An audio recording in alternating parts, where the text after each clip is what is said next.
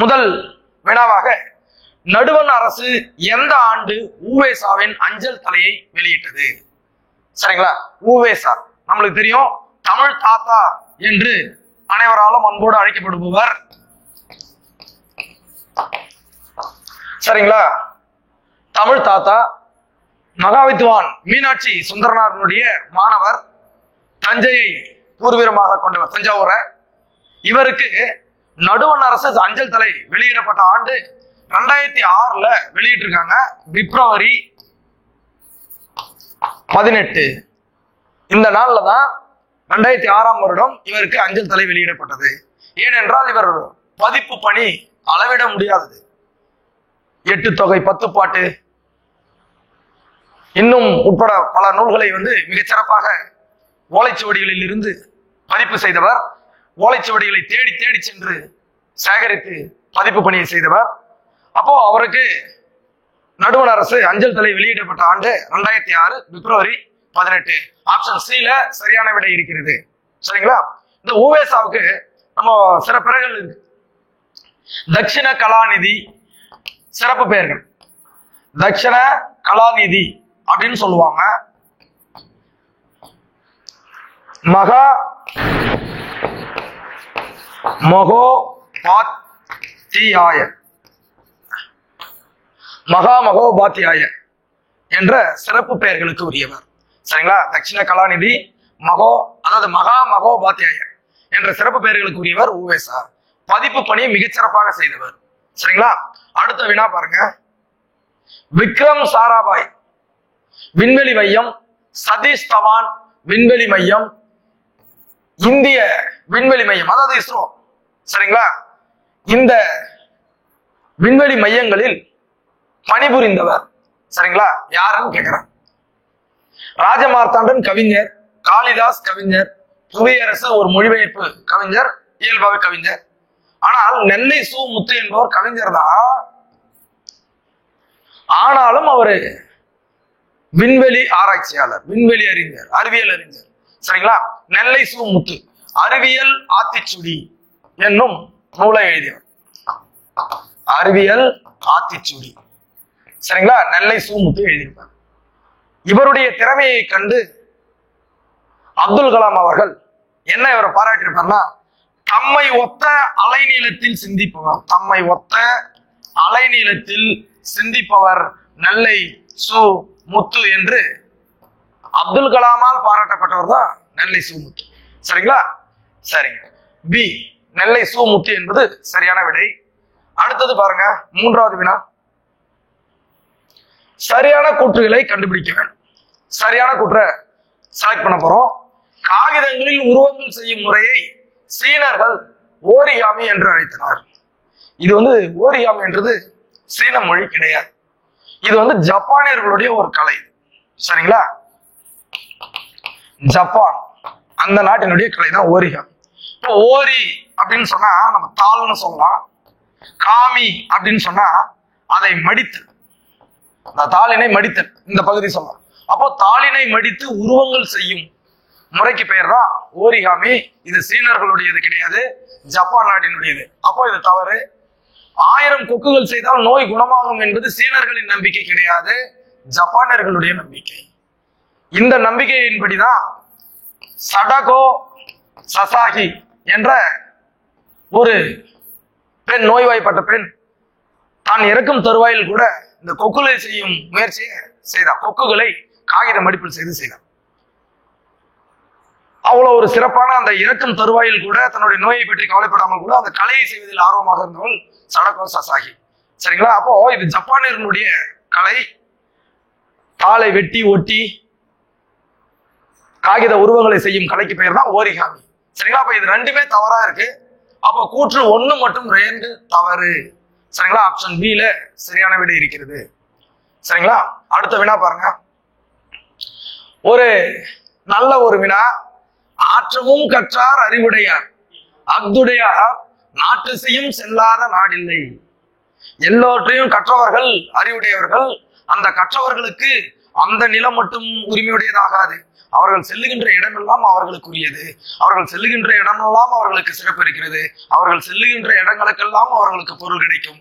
ஆகவே அவருக்கு கட்டுச்சோறு வேண்டாம். அதாவது ஆற்றுனான்னு சொல்றாங்க. ஆற்றுனானா கட்டுச்சோறு, ஆற்றுனா வேண்டுவதில். ஏன்னா கற்றவர்களுக்கு எங்கு சென்றாலும் சிறப்பு இல்லையா? அதனால இந்த ஆற்றுனா வேண்டுவதில் கற்றவர்களுக்கு கட்டுச்சோறு வேண்டாம். அப்போ இந்த பழமொழியை சொல்லுகின்ற அந்த பாடல் வரிகள் தான் இது. இதை சொன்னது எது, எந்த நூல் அப்படின்னு சொன்னா பழமொழி 400. பழமொழி 400ல 400 பாடல்கள் இருக்குது. ஒவ்வொரு பாடலும் ஒரு பழமொழியை கொண்டிருக்கும். இதனுடைய ஆசிரியர் மூன்றுரை அரையனார். மூன்றுரை என்பது அவருடைய ஊர் பெயர், அரையனார் என்றது அவருடைய பெயர். இந்த நூல் எழுதப்பட்ட காலம் பொது ஆண்டு 4ஆம் நூற்றாண்டுல எழுதப்பட்டது. சரிங்களா? 17 கீழ்கணக்கு நூல்களுள் ஒன்று. ஆப்ஷன் சில இருக்கிறது பழமொழி 400. சரிங்களா? அடுத்தது பாருங்க, சுதேசி கப்பல் கம்பெனியின் தலைவர். சுதேசி கப்பல் விடுவதற்காக வஉசி நம்மளுக்கு தெரியும், ஆங்கிலேயர்களை எதிர்த்து சுதேசி கப்பலை ஓட்டி காட்டியவர், மிகச்சிறந்த சுதந்திர போராட்ட வீரர். அப்போ அந்த சுதேசி கம்பெனியுடைய தலைவராக இருந்தவர் பாண்டித்துரையார். இவர்தான் அந்த கம்பெனியினுடைய தலைவராக இருந்தவர், பாண்டித்துரையார். சரிங்களா? இவர்தான். அப்போ சுதேசி கப்பல் கம்பெனியின் தலைவர் யாருன்னு சொன்னீங்கன்னா பாண்டித்துரையார். ஆப்ஷன் சில இருக்கிறது. அடுத்தது பாருங்க, முதல் நாட்டுப்புற பாடல்களுடைய தொகுப்பு. நாட்டுப்புற பாடல்கள் என்னன்னு தெரிஞ்சுக்கணும். நாட்டுப்புற பாடல்கள் என்பது ஏட்டில் எழுதப்படாமல் வாய்மொழியாக பாமர மக்களால் பாடப்பட்ட ஒரு பாடல். அதனாலதான் நாட்டுப்புற பாடல்களை என்ன சொல்லுவாங்கன்னு சொன்னா வாய்மொழி இலக்கியம்னு சொல்லுவாங்க. வாய்மொழி இலக்கியம்னு சொல்லுவாங்க. அப்ப அந்த வாய்மொழி இலக்கியங்களை நம்ம என்ன பண்றோம்னு சொன்னீங்கன்னா ஏட்டுல எழுதுறாங்க. அப்படி ஏட்டில் எழுத முனைகிறார்கள் நான் வானமாமலை, அதுக்கப்புறம் கீவா ஜெகநாதன், மு அருணாச்சலம் போன்றோர்லாம் இந்த பாடல்களை தொகுக்க ஆரம்பிச்சாங்க. அப்படி முதலாக வந்த அந்த நாட்டுப்புற பாடல்களுடைய தொகுப்பு என்ன கேட்கிறாங்க. சரிங்களா? காற்றிலே மிதந்த கவிதை. அந்த நூலினுடைய பெயர் காற்றிலே மிதந்த கவிதை. இப்ப பாருங்களேன், காற்றிலே மிதந்தா வாய்மொழியாக 1943ல மு அருணாச்சலம் அப்படின்ற ஒருத்தர் தான் இந்த நூலை வெளியிட்டாரு. இவர் தாங்க முன்னோடி. நாட்டுப்புற பாடல்களின் தொகுப்பை வெளியிட்ட முதல் முன்னோடி இவர் தான். இதுக்கப்புறம் தான் வானமாமலை, அதுக்கப்புறம் கீவா ஜெகநாதன், இவங்கெல்லாம் வந்து ஒரு பிரபலமானார். அப்படி அந்த நாட்டுப்புற பாடல்களை தொகுத்து வெளியிடுவதற்கு வித்திட்டவர் மு அருணாச்சலம், மு அப்படின்னு சொல்லுவாங்க. அவர் வெளியிட்ட அந்த முதல் தொகுப்பு தான் இந்த காற்றில் மிதந்த கவிதை. சரிங்களா? ஆப்ஷன் ஏவுல இருக்கிறது. பொறுத்துக்கு கொடுத்திருக்காங்க பாருங்க. எந்தெந்த கருவிகளில் இருந்து என்னென்ன வகையான ஒலிகள், அந்த ஒலிகளை எப்படி நம்ம வர்ணிக்கிறோம் அப்படின்றது. வீணை மீட்டொலி, வீணையை மீட்டுகின்றோம். புல்லாங்குழல், இந்த இசைக்கு மயங்காதவர்களே கிடையாது, நம்மை வேறொரு இடத்திற்கு எட்டித்து செல்லுகின்ற ஒரு ஒலி. அதனால இது ஞான ஒலி அப்படின்னு சொல்லுவாங்க. ஞான ஒலி. சரிங்களா? அப்போ ரெண்டுக்கு நேராவே பொறுத்து. நாதஸ்வரம், நல்லொலி. நாதஸ்வரம் நம்மளுக்கு தெரிஞ்சிருக்கும். சங்க காலத்துல இதை பற்றி குறிப்புகள் இல்லை. பொது ஆண்டு 13க்கு பிறகுதான் இந்த நாதஸ்வரம் என்கின்ற ஒரு இசைக்கருவியானது பிரபலமடைய ஆரம்பிக்கிறது. அதுக்கடுத்தது இந்த நாதஸ்வரத்தை வந்து நம்ம என்னன்னு சொல்லுவோம்னா நாதசுரம்னு தான் சொல்லுவாங்க. இந்த இசை மிக சிறப்பாக அமைய பெறும் நம்மை மயக்கக்கூடிய ஒளி. ஆச்சா மரத்துல அந்த நாதஸ்வரத்தை செஞ்சிருப்பாங்க.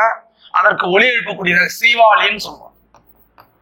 ஒரு வகை நாணலில் இருந்து செய்யப்படும் சவுண்ட் வருது இல்லையா, சீவாலி நாணல். இப்படி கட் பண்ணி இப்படி வச்சிருப்பாங்க. இதை வந்து அந்த நாதஸ்வரத்துல செருகிற ஓசையை வெளிப்படுத்துவாங்க. அப்படிப்பட்ட அந்த நாகசுர கலை தான் சொல்லியிருக்காங்க. நாகசுரம் என்பது அதற்கு சரி. மத்தளம், லய ஒலி, சந்தலயம், ஒலிலயம் அப்படின்னு சொல்லுவோம் இல்லையா, அந்த மாதிரி லயம் அப்படின்னா அந்த தாளத்தோட. அப்போ எல்லாமே சரியாக நேராக பொறுத்து இருக்கு. 1 2 3 4. சரிங்களா? இதை மாத்தி கொடுத்தாலும் நீங்க எழுத தெரிந்து கொள்ள வேண்டும். ஆப்ஷன் ஏவுல இருக்கு சரியான விடை. சரிங்களா?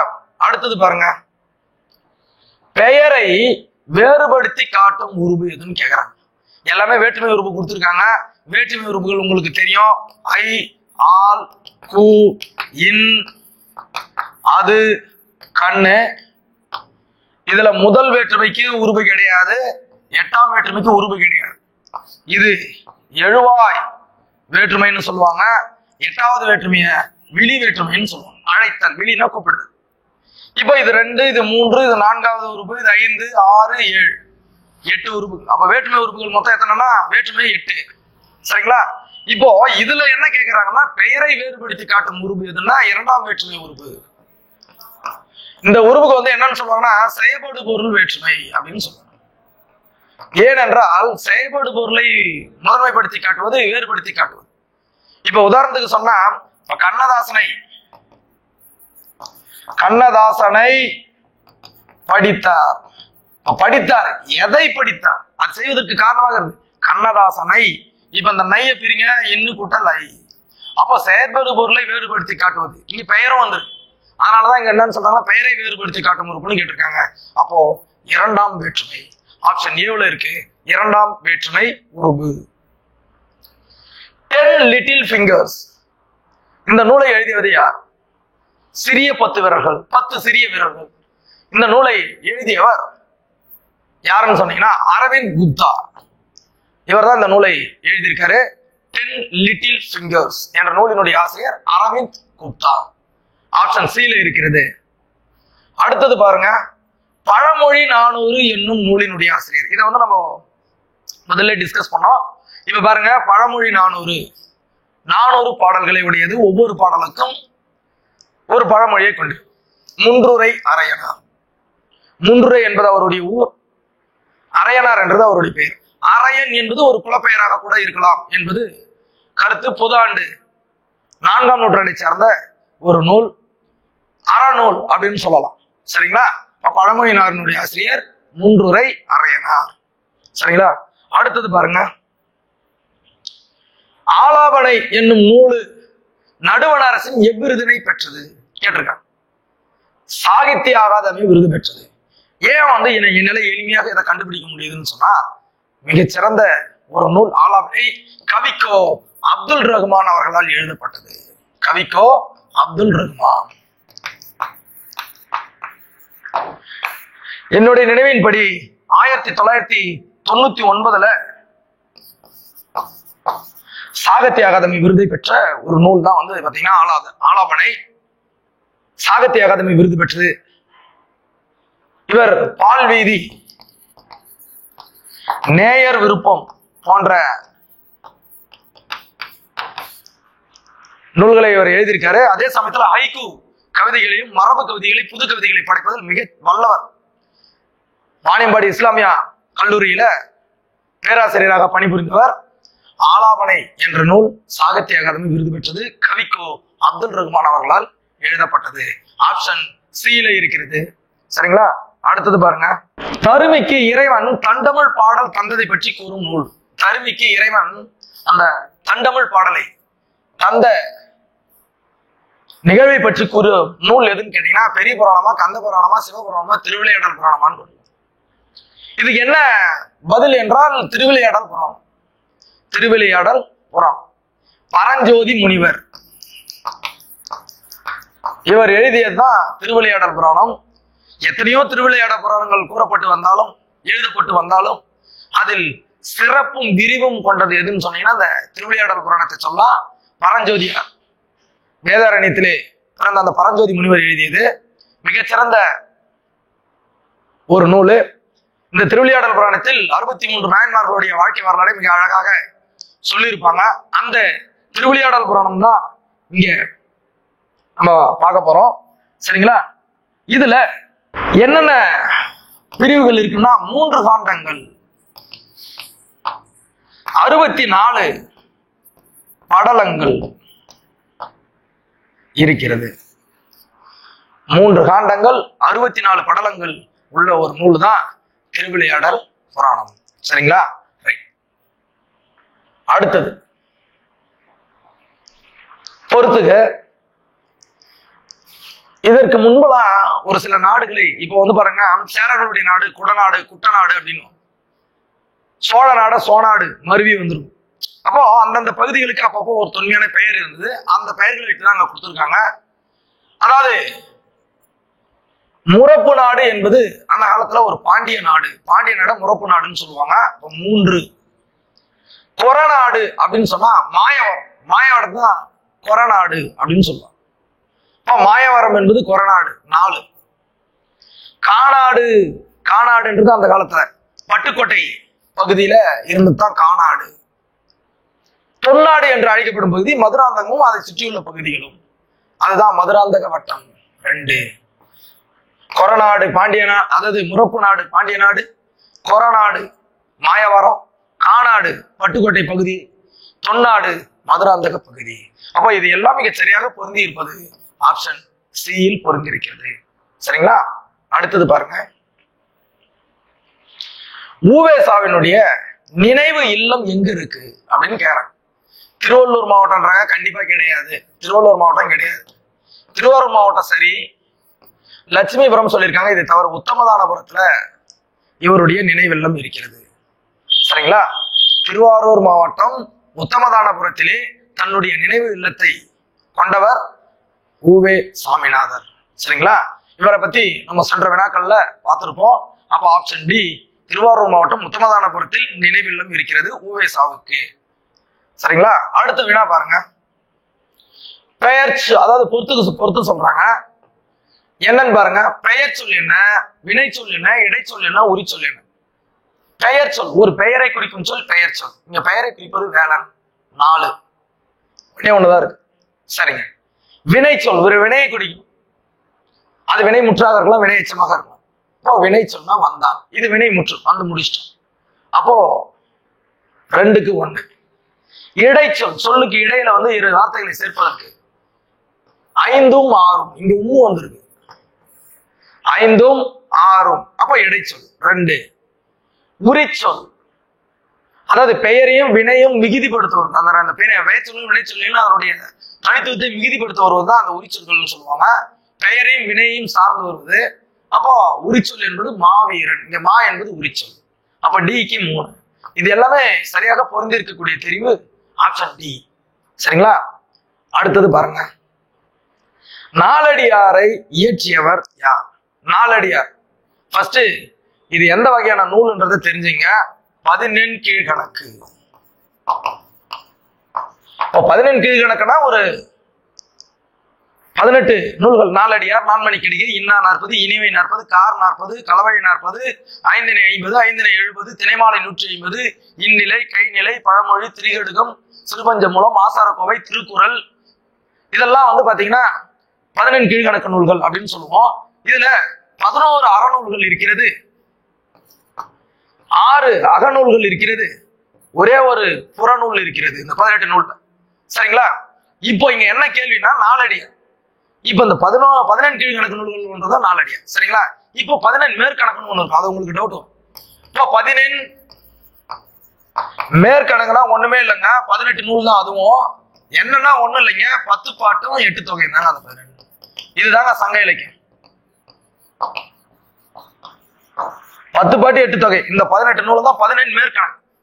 இப்ப நாலடியார் என்ற நூலை எழுதியவர் சமண முனிவர்கள் பலர். 4 அடி 400 என்று அழைக்கப்படும். அதே சமயத்துல வேளாண் வேதம் என்ற சிறப்பு பெயரை கொண்டது நாலடியார். திருக்குறளை போன்றே அறம், பொருள், இன்பம் என்ற முப்பால் பகுப்பு கொண்டது நாலடியார். 400 வெண்பாக்களால் பாடப்பட்ட ஒரு நூல் நாலடியார். மிக அற்புதமான ஒரு நூல். திருக்குறளுக்கு அடுத்ததாக வைத்து போற்றப்படும் நூல்.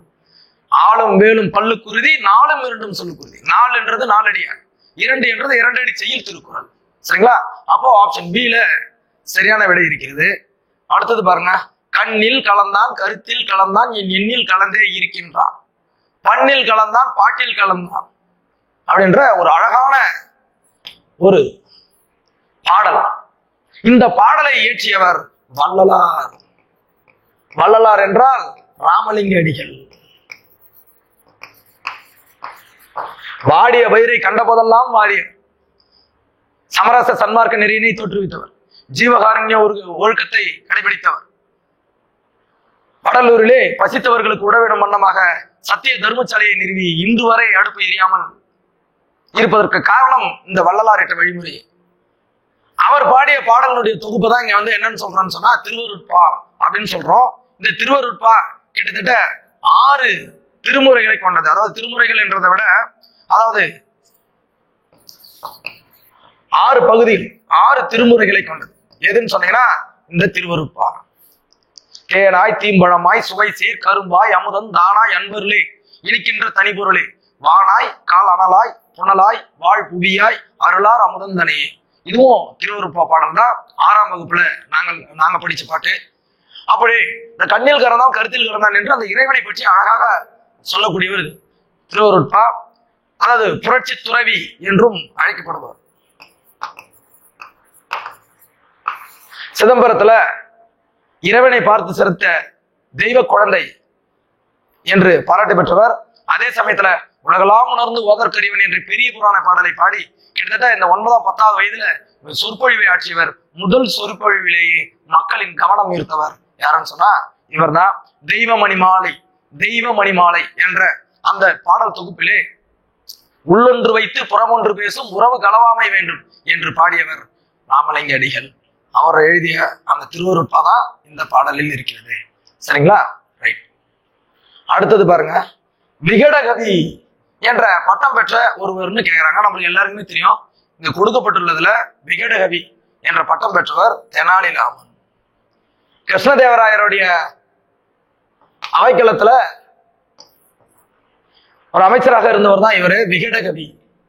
இந்த பெயரை திருப்பி கொடுங்க, விகடகவி. அப்படி படிச்சாலும் இடமிருந்து வளம் வளம் இருந்து விடும், விகடகவின்னு தான் வரும். அப்ப அத்தகைய பட்டத்தை பெற்றவர் தெனாலிராமன். ஆப்ஷன் B ல இருக்கிறது. சரிங்களா? அடுத்தது பாருங்க, சாதி இரண்டொழிய அதாவது சாதி இரண்டொழிய வேறில்லை என்று கூறிய புலவர் யாருன்னு கேட்கிறாங்க. ஔவையார். நம்மளுக்கு எல்லாருக்குமே தெரியும் சாதி இரண்டொழிய வேறில்லை. சாதி 2 சாதி தான், அதை தவிர வேறு இல்லை. யாரு மற்றவர்களுக்கு கொடுக்குறாங்களோ இட்டோர் உயர்குலத்தோர் இடாதோர் இடிகுலத்தோர் அப்படின்னு சொல்லியிருக்கோம். அப்போ அத்தகைய சிறப்பு வரிகளை கொண்ட அந்த நூலினுடைய பெயர் நல்வழி. சரிங்களா? சாதி இரண்டொழிய வேறில்லை நாற்றாங்கால் அப்படின்னு சொல்லுவாங்க. இந்த பாடல் வரி இடம்பெற்றுள்ள நூல் நல்வழி. எழுதியவர் ஔவையார். மூதுரை, நல்வழி, கொன்றை வேந்தன் இதெல்லாம் இந்த ஔவையார் தான் எழுதுறாங்க. சங்ககால ஔவையார், பிற்கால ஔவையார். இதுல பிற்கால ஔவையார்லாம் வருவாங்க. சரிங்களா? ஆப்ஷன் C ல ஔவையார் இருக்கிறது. சரி, நீயின்றி மண்ணுண்டோ விண்ணுண்டோ ஒளியுண்டோ நிலவும் உண்டோ இந்த பாடல் வரிகள் இடம்பெற்றுள்ள பாடலுடைய தலைப்பு கேட்கிறேன். இது பாட புத்தகத்திலே வரக்கூடிய பாடல். இது எங்க இருக்குன்னா பொங்கல் வழிபாடு என்ற பகுதியில இருக்கு. பொங்கல் வழிபாடு ஜஸ்ட் நீ மெமரியில வச்சுங்க. பொங்கல் வழிபாடு. ரைட். கால்டுவெல் மறைந்த ஊர் எது? கால்டுவெல் எங்க மறைந்தார்? இறைவனை அடி சேர்ந்தார், காலம் எழுதினார், இயற்கை. கொடைக்கானல்.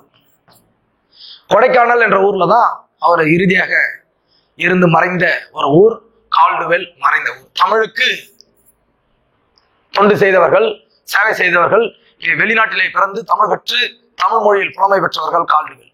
சரிங்களா?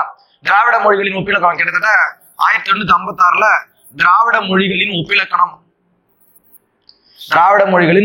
என்ற நூலை எழுதியவர், மொழிகள் ஆராய்ச்சியில ஈடுபட்டவர் கால்டுவெல். சரிங்களா? ஆப்ஷன் D ல இருக்கு கொடைக்கானல். சரியான கூற்றினை தெரிவு செய்க. நான்மணிக்கடிகையின் ஒவ்வொரு பாட்டும் 3 அறக்கருத்துக்களை கொண்டது. கிடையாது, 4 மணி கடிகை. கடிகைன்னா அணிகலன், மணியாலான அணிகலன். 4 எப்படி அந்த அணிகலன் நம்ம உடலுக்கு அழகு சேர்க்குமோ அது போல பாடலுக்கு அழகை சேர்ப்பது இவருன்னு சொல்லலாம். அறக்கருத்துக்கள் நமக்கு அழகை சேர்க்கும். விளம்பி என்பது புலவருடைய பெயர்னு கொடுத்துருக்காங்க. கிடையாது, புலவருடைய ஊர். நாகராயர் என்பதுதான் அவருடைய பெயர். விளம்பி என்பது அவருடைய ஊர், நாகனார் என்பது அவருடைய பெயர். இங்க மாத்தி கொடுத்துருக்காங்க. அப்ப 2மே தவறு. 1ம் தவறு, 2ம் தவறு. அப்போ 1, 2 தவறு. ஆப்ஷன் D ல இருக்கிறது. சரிங்களா? 4 மணி கடிகை, 4 அணிகலன்கள் அப்படின்னு சொல்லுவோம். 4 கருத்துக்கள் இந்த பாடல்கள்ல தான் வரும். ஒரு வீட்டிற்கு விளக்கு போன்றவள் பெண்ணு, பெண்ணுக்கு விளக்கு போன்றது புதல்வர்கள், அந்த புதல்வர்களுக்கு விளக்கு போன்றது கல்வி. அழகா சொல்லியிருப்பாங்க 4 மணி கடிகை. சரிங்களா? ரைட். அடுத்தது மறைந்து கொண்டிருந்த ஓவிய கலைக்கு மீண்டும் புத்துயிர் ஊட்டியவர்கள் யாருன்னு கேட்கிறாங்க. பாண்டியர்களா, இடைக்காலர்களா, களப்பிரர்களா, தஞ்சை மராத்தியரா, பல்லவர்களான்னு கேட்கிறாங்க. நிச்சயமாக பல்லவர்கள். பல்லவர்கள் தான் மறைந்து கொண்டிருந்த ஓவிய கலைக்கு மீண்டும் புத்துயிர் ஊட்டியவர்கள். பல்லவர்கள் ஆப்ஷன் டி ல இருக்கிறது. சரிங்களா? அடுத்தது பாருங்க, சுரதா எழுதிய நூல்கள். சுரதா உவமை கவிஞர் அப்படின்னு சொல்லுவாங்க. உவமை கவிஞர் சுரதா.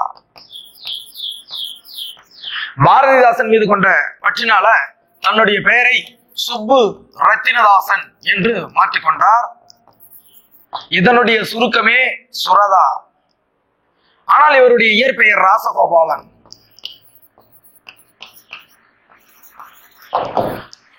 சரிங்களா? இவர் எழுதிய நூல் வந்து பாத்தீங்கன்னா அமுதும் தேனும், துறைமுகம், இன்னும் ஒரு நூல் தேன்மழை.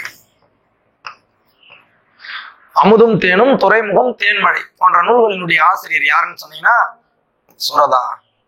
சரிங்களா? இங்க வீரகாவியம் வந்திருக்கு. வீரகாவியம், இந்த பூங்கொடி, இந்த நூல்லாம் வந்து பாத்தீங்கன்னா முடியரசனுடைய கவிதைகள். முடியரசன். இவருடைய இயற்பெயர் துரைராசு. சரிங்களா? அப்போ இதை நினைவுல வச்சுக்கணும். ஆப்ஷன் ஏவுலதான் சரியான விடை இருக்கிறது. அடுத்தது பாருங்க, உண்மையில் இருக்கை வைத்த உறவனே போற்றி போற்றி. உறவனே, இறைவனை அழகாக சொல்லி இருப்பாரு. இந்த பாடலுக்குரியவர் யாருன்னு சொன்னா திருவி கல்யாண சுந்தரனா. திருவாரூர் விருத்தாட்சணனார் மகன் அதாவது கல்யாண சுந்தரம் அப்படின்னு சொல்லுவாங்க. இவர் காஞ்சிபுரம் மாவட்டத்துல தண்டலம் அருகில் உள்ள துல்லம் என்னும் ஊர்ல பிறந்தவர். தமிழ் தென்றல் என்று அழைக்கப்பட்டவர். இவருக்கு என்ன சிறப்புன்னு சொன்னா உரைநடை, பாடல் எல்லாம் எழுதுறவரு. அதே சமயத்துல தொழிலாளர் நலனுக்காக போராடியவர். தொழிற்சங்கங்களுடைய ஒரு நிர்வாகியாக இருந்தவர் தான் சொல்லுவாங்க. தொழிலாளர் நலன் பற்றி பாடியவர் இவர் தான். சரிங்களா? இந்த பாடல் வரிகள் எந்த நூல்ல இருக்குன்னு சொன்னா பொதுமை வேட்டல் இந்த நூல்ல தான் இருக்கு. இவர் எழுதிய நூல்களை சற்று நினைவு கூறணும். மனித வாழ்க்கையும் காந்தியடிகளும், பெண்ணின் பெருமை, முருகன் அல்லது அழகு, உரிமை வேட்டல், தமிழ் தென்றல் போன்ற நூல்களை எல்லாம் எழுதியவர் தான் திருவிக்க. அந்த திருவிக்க எழுதிய பாடல் தான் இது. சரிங்களா? இறைவனை போற்றுவதாக வந்தது. சரி, அடுத்தது பொருந்தாத ஒன்றை தேர்ந்தெடுக்க சொல்லியிருக்காங்க. சொல் பொருள்ல வரும்னு நினைக்கிறேன். இம்சை அப்படின்னு சொன்னா துன்பம், ரைட்டுங்க. இது உபசரித்தல், விருந்தோம்பல், இதுவும் சரி. ஈசன் தான் இறைவன், இதுவும் சரி. ஆனா தாள்னா காகிதம் கொடுத்துருக்காங்க. நம்ம இப்ப தாள்னு சொல்றோம். ஆனா இதற்கு மிக சரியான பதில் என்னன்னு சொன்னா பாதம் சொல்லலாம். அடுத்தது இந்த நெல் இருக்கு இல்லையா, நெல் பயிர், அதனுடைய இலைய நம்ம என்னன்னு சொல்றோம், நெல் தாள் அப்படின்னு சொல்லுவோம். தாள்னு சொல்லுவோம். தாள். அந்த நெல் நாட்டினுடைய இளநிலைய பைங்கூழ் அப்படின்னு சொல்லுவாங்க. இப்போ அந்த முறையிலையும் நம்ம வந்து இதை என்ன பண்ணலாம்னா பயன்படுத்தலாம். ஆனால் தாள் என்பதற்கு காகிதம் என்பது அந்த கொடுக்கப்பட்டதுல தவறு எதுன்னு சொன்னா இதுதான். அப்ப பொருந்தாத ஒன்று வந்து பாத்தீங்கன்னா ஆப்ஷன் டி, தாள், காகிதம். யாமறிந்த புலவரிலே கம்பனை போல், வள்ளுவனை போல், இளங்கோவை போல் எங்கும் கண்டதில்லை, இது உண்மை வரும் புகழ்ச்சி இல்லை அப்படின்னு சொன்னவரே பாரதியார். சரிங்களா? யாமறிந்த புலவரிலே கம்பனை போல், வள்ளுவனை போல், இளங்கோவை போல். சரிங்களா? கம்பர், வள்ளுவர், இளங்கோவை போற்றி புகழ்ந்தவர் யாருன்னு சொன்னீங்கன்னா பாரதியார். மகாகவி, முண்டாசு கவி. சரிங்களா? இவர் தான் வந்து பாடியிருக்கிறாரு பாரதியார். அடுத்தது பாருங்க, உவேசாவினுடைய இயற்பெயர் என்ன? உவே சாமிநாதர்னு சொன்னோம். வேங்கட ரத்தினம். இவருடைய இயற்பெயர் வந்து வேங்கட ரத்தினம். அதுதான் அவருடைய இயற்பெயர். உவேசா அவர்களுடைய இயற்பெயர் வேங்கட ரத்னம். இவரை பற்றி சில கருத்துக்களை நம்ம சென்ற வினாக்கள்ல பார்த்திருக்கோம். இவருடைய இயற்பெயர் என்னன்னு பாத்தீங்கன்னா வேங்கட ரத்னம். சரிங்களா? அடுத்தது, தமிழ் என்று தோல் தட்டி ஆடு. தமிழ் என்று தோல் தட்டி ஆடு. நல்ல தமிழ் வெல்க வெல்க என்று தினம் பாடு. தமிழ் வெல்க வெல்க என்று தினம் பாடு. ஒரு உணர்ச்சி மிக்க ஒரு பாடல். குத்திட்டி போல் நம் மனதில் இறங்குவது பாரதிதாசன். இப்படிப்பட்ட பாடல்கள் வரிகளுக்கு எல்லாம் சொந்தக்காரர் பாரதிதாசன். பாவேந்தர் புரட்சி கவிஞர் பாரதிதாசன். சரிங்களா? தமிழ் என்று தோல் தட்டி ஆடு, நல்ல தமிழ் வெல்க வெல்க என்று தினம் பாடு அப்படின்னு சொன்னவரு பாரதிதாசன். சரிங்களா? ஞாபகம் வச்சுங்க. இந்த பாடல் வரிகள்லாம் ரொம்ப முக்கியமான ஒரு விஷயம். அடுத்தது பாருங்க. டேஷ் பேசும் பொழுது குழந்தைகள், ஆண்கள், பெண்கள் என அனைவரும் மிகுந்த ஈடுபாட்டுடன் கேட்கிறார்கள். இதற்கு காரணம் அவர்தம் தாய்மொழி அறிவே என்று தாய்மொழி அறிவை பற்றி கூறியவர் யாருன்னு கேட்கிறாங்க. முன்சிராம். இவர் தான் இந்த கூற்றுக்கு உரியவர், இந்த வரிகளுக்கு உரியவர் முன்சிராம். சரிங்களா? ஞாபகம் வச்சுங்க. முன்சிராம். தாய்மொழி தான் சிறந்தது அப்படின்னு சொல்றாரு. குற்றியல் உகரத்தின் வகைகள். குற்றியல் உகரம். குறுமை குட்டல் இயல் குட்டல் உகரம். குற்றியல் உகரம். குறுமை உகரம், குற்றியல் உகரம். இதனுடைய வகைகள் 6. மண் தொடர் குற்றியலுகரம், மென் தொடர் குற்றியலுகரம், இடைத்தொடர் குற்றியலுகரம், உயிர் தொடர் குற்றியலுகரம், நெடில் தொடர் குற்றியலுகரம், ஆயுத தொடர் குற்றியலுகரம். ஆக 6 வகைகளை கொண்டதுதான் குற்றியல் லுகரம். மீனாட்சி அம்மை பிள்ளை தமிழை பாடியவர் யாரு? நேரா போயிடலாம். குமரகுருபரர். பொது ஆண்டு 17ஆம் நூற்றாண்டை சார்ந்தவர். மீனாட்சி அம்மை பிள்ளை தமிழ், முத்துக்குமாரசாமி பிள்ளை தமிழ், கந்தர் கலிவெண்பா, நீதிநெறி விளக்கம்,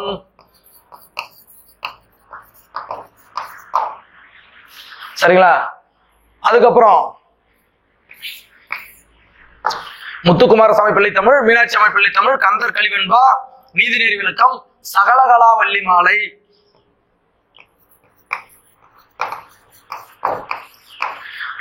திருவாரூர் மும்மணி கோவை போன்ற நூல்களை எல்லாம் எழுதியவர் தான் குமரகுருபரர். ஆப்ஷன் B இருக்கு. சரிங்களா? அடுத்தது பாருங்க. அந்தம். அந்தம்னா என்னன்னு கேட்பாங்க. அந்தம்னா நீங்க ஒரு வார்த்தையை ஞாபகம் வச்சுங்க. அந்தாதி. அந்தம் கூட்டல் ஆதி. ஆதின்னா தொடக்கம், அந்தம்னா முடிவு. வீட்டிலே தொடங்கி காட்டிலே முடிவதுதான் நம் வாழ்க்கை. ஆதி வீடு அந்தம் காடு. ஒரு பாட்டுல படிச்ச அவள் ஒரு தொடர்கதை பாட்டுல ஆதி வீடு அந்தம் காடு, அதில் நீ என்ன அடியே நான் என்ன ஞான பெண்ணே அப்படின்னு வரும். அப்போ தொடக்கம் பிறக்கும் போதும் நாம் எதுவுமே உடலில் எந்த அணிகளும் இல்லாத பிறக்கின்றோம். இறக்கும் போதும் நமது அரைஞான் கயிறை முதற்கொண்டு அறுத்து கொண்டுதான் விடுகிறார். அதற்கு இடைப்பட்ட வாழ்க்கையில் நாம் ஆடுவதுதான் இந்த மனிதனுடைய வாழ்க்கை. அதற்கே ஆடம்பரம். இதை அழகா 18 சித்தர்கள் அழகா சொல்லியிருப்பாங்க. இருந்தாலும் இதுல அந்தாதி என்கின்ற ஒரு பாடல் வகை. அந்தம் கூட்டல் ஆதி. ஒரு பாடலினுடைய இறுதி எழுத்தோ அல்லது இறுதி வார்த்தையோ 0 அடுத்த பாடலின் தொடக்கமாக வருவதுதான் அந்தாதி. 96 வகை சிற்றிலக்கியங்களில் ஒன்று இந்த அந்தாதி வகை பாடல். அதனால இந்த கொஸ்டின் கேட்டிருப்பாங்க. அந்தாதி என்ற சொல்லினுடைய பொருள், அதாவது அந்தம் என்ற சொல்லினுடைய பொருள் முடிவு. சரிங்களா? அந்தம்னா முடிவு. இந்த அந்தி சாயும், அதெல்லாம் அந்த வார்த்தையிலிருந்து வந்தது. அந்தி வேலை, அந்தி சாயும் வேலை அப்படின்னு சொல்லி முடிவு அப்படின்னு அர்த்தம். சரிங்களா? அடுத்தது பாருங்க. குறளினை நிறைவு செய்க. ஒரு திருக்குறள் கொடுத்துருக்காங்க. கண்டிப்பாக திருக்குறள் நம்ம படிச்சாகணும். தொடிப்புழுதி கசா உனக்கின் பிடித்தெருவும் வேண்டாது சாலப்படும். சாலப்படும். என்ன சொல்றாருன்னா, நீ என்னதான் எரு உரங்கள் போட்டாலும் அப்ப நல்லா வளரும் செடி கொடி. அதை இவர் என்ன சொல்றாருன்னா, அந்த நிலத்தை ஓட்டி அந்த புழுதியையும் அந்த மண்ணையும் நன்றாக காய வைத்து நீ பயிர் செய்தால் அந்த எருவை போட்டு என்ன விளைச்சல் வருகிறதோ அது போல மிகச்சிறந்த ஒரு விளைச்சலை கொடுக்கும். அப்போ மண்ணை உழுது காய வைக்க வேண்டும் என்று அந்த உழவினுடைய சிறப்பை அழகாக பறைசாற்றியிருப்பார் திருவள்ளுவர். அப்படிப்பட்ட அந்த குறள் தான் இது. வேண்டாது சாலப்படும். சரிங்களா? அந்த குறள் வேற எதுவும். அடுத்தது, ஒரு பெயரை கொண்டு முடியும் முற்று பெறாத வினை சொல். அழகா கண்டி. முற்று பெறாத வினை என்னங்க? முற்று பெறாத வினைதான் ஏச்சம் சொல்லுவாங்க. ஒரு வினை முற்று பெறவில்லை என்றால் அது எச்சம். இப்படி வருகின்ற எச்ச சொல் வினை சொல்லாகத்தான் இருக்கும். சரிங்களா? ஃபர்ஸ்ட் அந்த வினை சொல்லுக்கு பக்கத்துல இந்த எச்சத்துக்கு பக்கத்துல பெயர் சொல் வந்தா பெயர் எச்சம். இந்த எச்ச சொல்லுக்கு பக்கத்துல வினை சொல் வந்தா வினை எச்சம். உதாரணம் பாருங்க. படித்த, இங்க முடியல, இப்ப படித்த ராவணன் அப்படின்னு சொல்றோம். படித்த ராவணன். சரிங்களா? இப்போ படித்த இது பெயர் சொல், இங்க எச்ச சொல் பெயர் எச்சம். இதுவே எப்படி வாங்க, படித்து வந்தான் அப்படின்னு சொல்றேன் நான். இப்ப படித்து வினை எச்சம், இங்க எப்படி வச்சா வினை சொல் வந்திருக்கு, அது இது எச்ச சொல்லு, இது வினை, அப்ப வினை எச்சம். சரிங்களா? உதாரணத்துக்கு சொல்றேன், இந்த வார்த்தையை பிரிச்சு பாருங்க. ஆவல முடியும், இத்து கூட்டல, ஆவல முடிஞ்சா அது பெயர் எச்சம். இப்ப இங்க பாருங்க தூ, அதாவது தூ இருக்கு இல்லையா, இதை பிரிங்க, இத்து கூட்டல் ஊ. இந்த மாதிரி ஊலையும் ஈலையும் முடிஞ்சா அது கண்டிப்பாக வினை எச்சமாகத்தான் இருக்கும். இதை ஒரு ஜஸ்ட் ஞாபகம் வச்சுங்க. அப்போ ஒரு பெயரை கொண்டு முடியும் முற்று பெறாத வினைக்கு என்ன பெயர்னா பெயரெச்சம்னு சொல்லுவாங்க. Option C. தனக்கு உணவளித்த கிழவிக்கு மருதுபாண்டி ஒரு ஊரையே பரிசாக கொடுத்தார். மருதுபாண்டியர். அந்த ஊர் எது அப்படின்னு சொன்னா பழஞ்சோற்று குருதானேந்தல், குருநாதனேந்தல். பழஞ்சோற்று குருநாதனேந்தல், அந்த ஊருக்கு அந்த காரண பெயரே வந்து. சரிங்களா? இது வந்து பாத்தீங்கன்னா சிவகங்கை பகுதியில இருக்கக்கூடிய ஒரு ஊரு. அப்போ ஆப்ஷன் சி பழஞ்சோற்று குருநாதனேந்தல், அதுதான் மருதுபாண்டி அந்த கிழவிக்கு கொடுத்த ஊரு. சரி, நாடக பாங்கில் அமைந்த சிற்றிலக்கிய வகை நூல் எது? நாடக பாங்கில் அமைந்த ஒரு சிற்றிலக்கிய நூல் எதுன்னு கேக்குறாங்க. குற்றால குறவஞ்சியா இல்லை, கலிங்கத்து பரணையும் இல்ல, தமிழ் வீடு தூதும் இல்ல, முக்கூடல் பண்ணலாம். அந்த நூல் எப்படின்னு சொன்னா, முக்கூடல் நம்ம ஏற்கனவே உங்களுக்கு தெரிஞ்சிருக்கோம். தன்பொருணை, தன்பொருணைனா தாமிரபரணி, ஆண்பொருணைனா அமராவதி. நாம வச்சுங்க. கோதண்டராம் ஆறு, சிற்றாறு, இந்த 3 நதிகளும் கலக்கக்கூடிய இடம் தான் முக்கூடல்னு சொல்லுவாங்க. இது திருநெல்வேலி மாவட்டத்தில் அமைந்திருக்கும் என்று நினைக்கிறேன். திருநெல்வேலி மாவட்டத்துல, நெல்லை மாவட்டம். சரிங்களா? அந்த பகுதியில இருக்கிறது தான் முக்கூடல். அங்கு வாழ்ந்த உழவர்களுடைய வாழ்வில் சிறப்புகளை கூறக்கூடிய நூல் தான் முக்கூடர்னு சொல்லுவோம். அதாவது சிற்றிலக்கிய வகை நூல்கள்ல சிறந்த நூல் அப்படின்னு சொல்லுவாங்க. இது உழவர்களுடையது. அதே சமயத்துல வேளாண் முறைகளை மிக அழகாக சொல்லியிருப்பாங்க. அது மட்டும் இல்லாமல் இந்த நம்மளுடைய நாட்டு மாடுகள் இருக்கு இல்லையா, நம்ம மாடு காளைகள், இதெல்லாம் அதனுடைய வகைகளை மிக அழகாக அதுல தெளிவுபடுத்திருப்பாங்க. அப்படிப்பட்ட சிறப்புக்குரிய நூல் தான் முக்கூடர் பல்லு. சரிங்களா? முக்கூடர் பல்லு அது அப்படிப்பட்ட ஒரு சிறப்புடைய நூல். கிட்டத்தட்ட இது வந்து நாயக்கர் ஆட்சி காலத்துல எழுதப்பட்டிருக்கலாம் அப்படின்னு சொல்றாங்க. இந்த நூல் வந்து 1880 அந்த ஆண்டுகள்ல உருவாகி இருக்கும் அப்படின்னு சொல்றாங்க. அதுக்கு அடுத்தது இது யாரை பத்தி பாடியிருக்காங்க அப்படின்னு சொன்னா அழகர், அழகர் பெருமாளை பற்றி போற்றி பாடியிருக்கோம் அப்படின்னு சொல்றாங்க. அழகர் அவரை பற்றி போற்றி இருக்காங்க அப்படின்னு சொல்றாங்க. அப்போ முக்கூடர் பல்லு தான் நாடக பாங்கில் அமைந்த சிற்றிலக்கிய நூல். சரி, சங்ககால புலவர்களுள் மதுரையில் வாழாதவர்களில் பொருந்தாத ஒன்றை தேர்ந்தெடுக்குன்னு சொல்லியிருக்காங்க. மதுரையில வாழாதவன் யாருன்னு கேக்குறாங்க. அதாவது நக்கீரர் மதுரை, மருத நெடுநாகனார் மதுரை, நல்லுந்தோனார் மதுரை. இதுல ஆறாதவர் வந்து பாத்தீங்கன்னா நல்லாதனார். இவருடைய ஊர் வந்து திருத்து அப்படின்றாங்க என்று கூறப்படுகிறது. அப்ப இது மதுரையில் இல்லாத ஒரு பகுதி என அறிகிறோம். ஆப்ஷன் சி நல்லாதனார் என்பதுதான் இங்க பொருந்தாத புலவர். அடுத்தது தென்னிந்தியாவின் ஏதன்ஸ், தென்னிந்தியாவினுடைய ஏதன்ஸ் என்று அழைக்கப்படுகின்ற ஒரு நகரம் எதுன்னு கேக்குறாங்க. மதுரை. தென்னிந்தியாவின் ஏதன்ஸ் நமக்கு எல்லாம் தெரியும். மதுரையினுடைய சிறப்பு, இந்த மதுரை அப்படின்னு சொல்லும் போது கூடல் நகரம், மதுரை, சங்க காலத்துல மதுரை இன்னும் சொல்லியிருப்பாங்க. அடுத்தது மருதை, அதுக்கப்புறம் தமிழ்கெழு கூடல், அது மட்டுமல்லாம தூங்கா நகரம், தூங்கா நகரம், இன்னும் கோவில் நகரம் என்று கூட இதை சொல்லுவாங்க. காஞ்சிபுரமும் மதுரையும் வரும். அதுல அந்த தெரிவுகளை நாம் சரிபார்த்து நம்ம எழுத வேண்டும். கோவில் நகரம், தூங்கா நகரம், மருதை, மதுரை, கூடல் நகர் என்று அழைக்கக்கூடிய ஒரு மிகச்சிறந்த ஒரு நகரம் மதுரை. அந்த மதுரை நகரம் தான் தென்னிந்தியாவின் ஏத்தன்ஸ் என்று அழைக்கப்படுகிறது. மதுரை காஞ்சி என்ற நூல் மொத்தம் 782 அடிகளை கொண்டது. அதுல 354 அடிகள் எதை பற்றி மட்டும் சொன்னா மதுரையினுடைய நகரனுடைய சிறப்பை பற்றி சொல்லியிருப்பாரு மாங்குடி மருதனார். மதுரை புகழ் வாழ்ந்த ஒரு நகரம். அடுத்தது பாருங்க, தமிழின் முதல் சிறுகதை எழுத்தாளரான, அதாவது தமிழ்ல முதல் சிறுகதைய எழுதியவர் இவர் தான், வாவே சுப்பிரமணியம். இந்த முதல் சிறுகதையை எழுதிய அவரே எங்கு பிறந்தார்னு கேக்குறாங்க. திருச்சி, திருச்சி பகுதியில பிறந்தவர் தான் வாவேசு. சரிங்களா, வாவேசுன்னு சொல்லுவாங்க, வாவே சுப்பிரமணியம். இவர் தான் தமிழனுடைய முதல் சிறுகதையை எழுதியவர். அடுத்தது ஒரு இலக்கண வினா. கொம்பு முளைத்த குதிரை போல பொன்மழை பொழிந்தது போல் அப்படின்னு கேக்குறாங்க. பொன்மழை பொழியாது, கொம்பும் முளைக்காது. எதுக்கு? குதிரைக்கு. இது ரெண்டுமே இல்லாத ஒன்று, இந்த உலகத்திலே நடக்காது. ஆனா இல்லாத ஒன்றை இருப்பது போல கூறுகின்ற ஒரு அணிதான் வந்து பாத்தீங்கன்னா இல் பொருள் ஓமை அணி. இல்லாத ஒரு பொருளை ஒப்புமைப்படுத்தி கூறுகிறது, அதுதான் இல் பொருள் ஓமை அணி அப்படின்னு சொல்லுவாங்க. அப்போ ஆப்ஷன் டில இருக்கு. சரிங்களா, அடுத்தது பாருங்க, 42வது வினா. விரைவு சினம் அச்சம் காரணமாக வருவது பிரித்தால் பொருள் தருவது. இதுல பிரித்தால் பொருள் தருவது என்பதுதான் ஒரு ஹைலைட், இதை நோட் பண்ணணும்.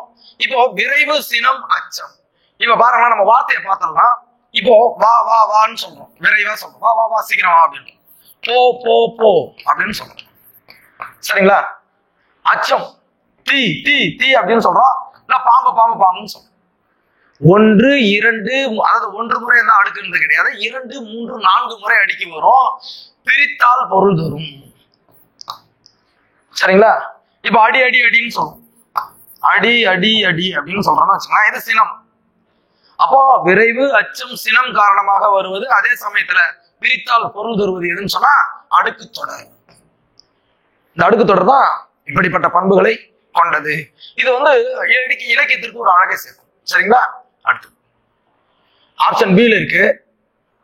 பள்ளி பறவைகள் பாவிய கூத்து என்ற நூல்களினுடைய ஆசிரியர் யாருன்னு கேக்குறாங்க. பள்ளி பறவைகள் பாவிய கூத்து என்ற நூலினுடைய ஆசிரியர் பாவலரேறு பெருஞ்சித்திரனார். இவருடைய பாவலரேறுன்றது இவருடைய பாவலர் ஏறு, ஏறுனா காளை, பாட்டு எழுதுவதில் காளை போன்றோம். பெருஞ்சித்திரனார், பெருஞ்சித்திரனார். சரிங்களா, இவர் தான் இதை எழுதியிருப்பாரு. பள்ளி பறவைகள், பாவிய கூத்து, அப்புறம் இன்னும் சில நூல்களை கூட எழுதியிருப்பாரு அவர். உலகியல் 100, 100 ஆசிரியம், 100 ஆசிரியம். கனிச்சாறு மிக முக்கியமான நூல். இந்த கனிச்சாறு வந்து பாத்தீங்கன்னா 8 தொகுதிகள் வெளிவந்து, 8 பார்ட். சரிங்களா, என் சுவை என்பது, மகபுகு வஞ்சி, கொய்யா கனி,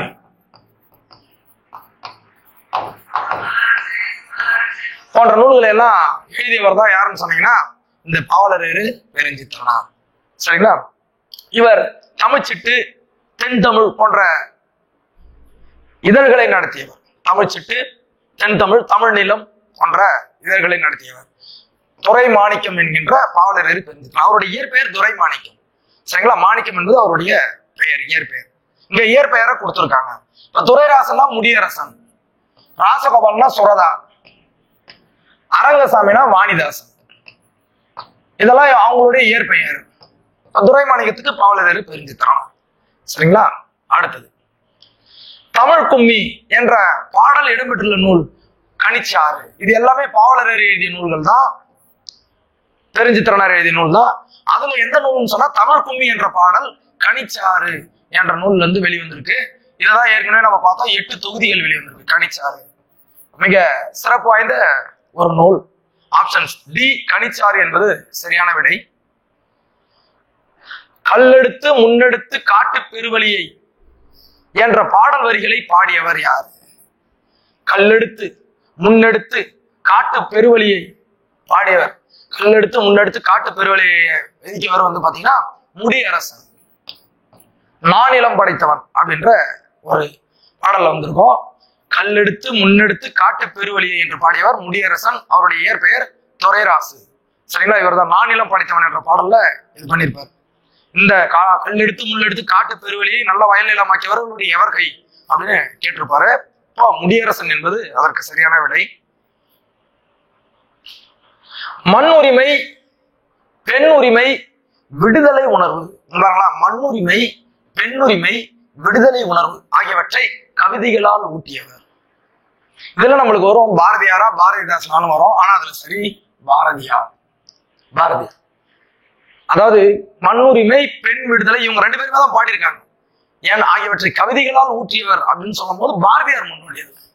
அப்போ மகாகவி, முண்டாசு கவி, தேசிய கவி என்ற அந்த பாரதியார் நீடு துயில் நீக்க பாடி வந்த நிலா, எட்டயபுர ஏந்தல், சிந்துக்கு தந்தை, செந்தமிழ் தேனி, பாட்டுக்கு ஒரு புலவன் பாரதி, அறம்பாட வந்த அறிஞன், புதிய மரம்பாடம் வந்த மரம்.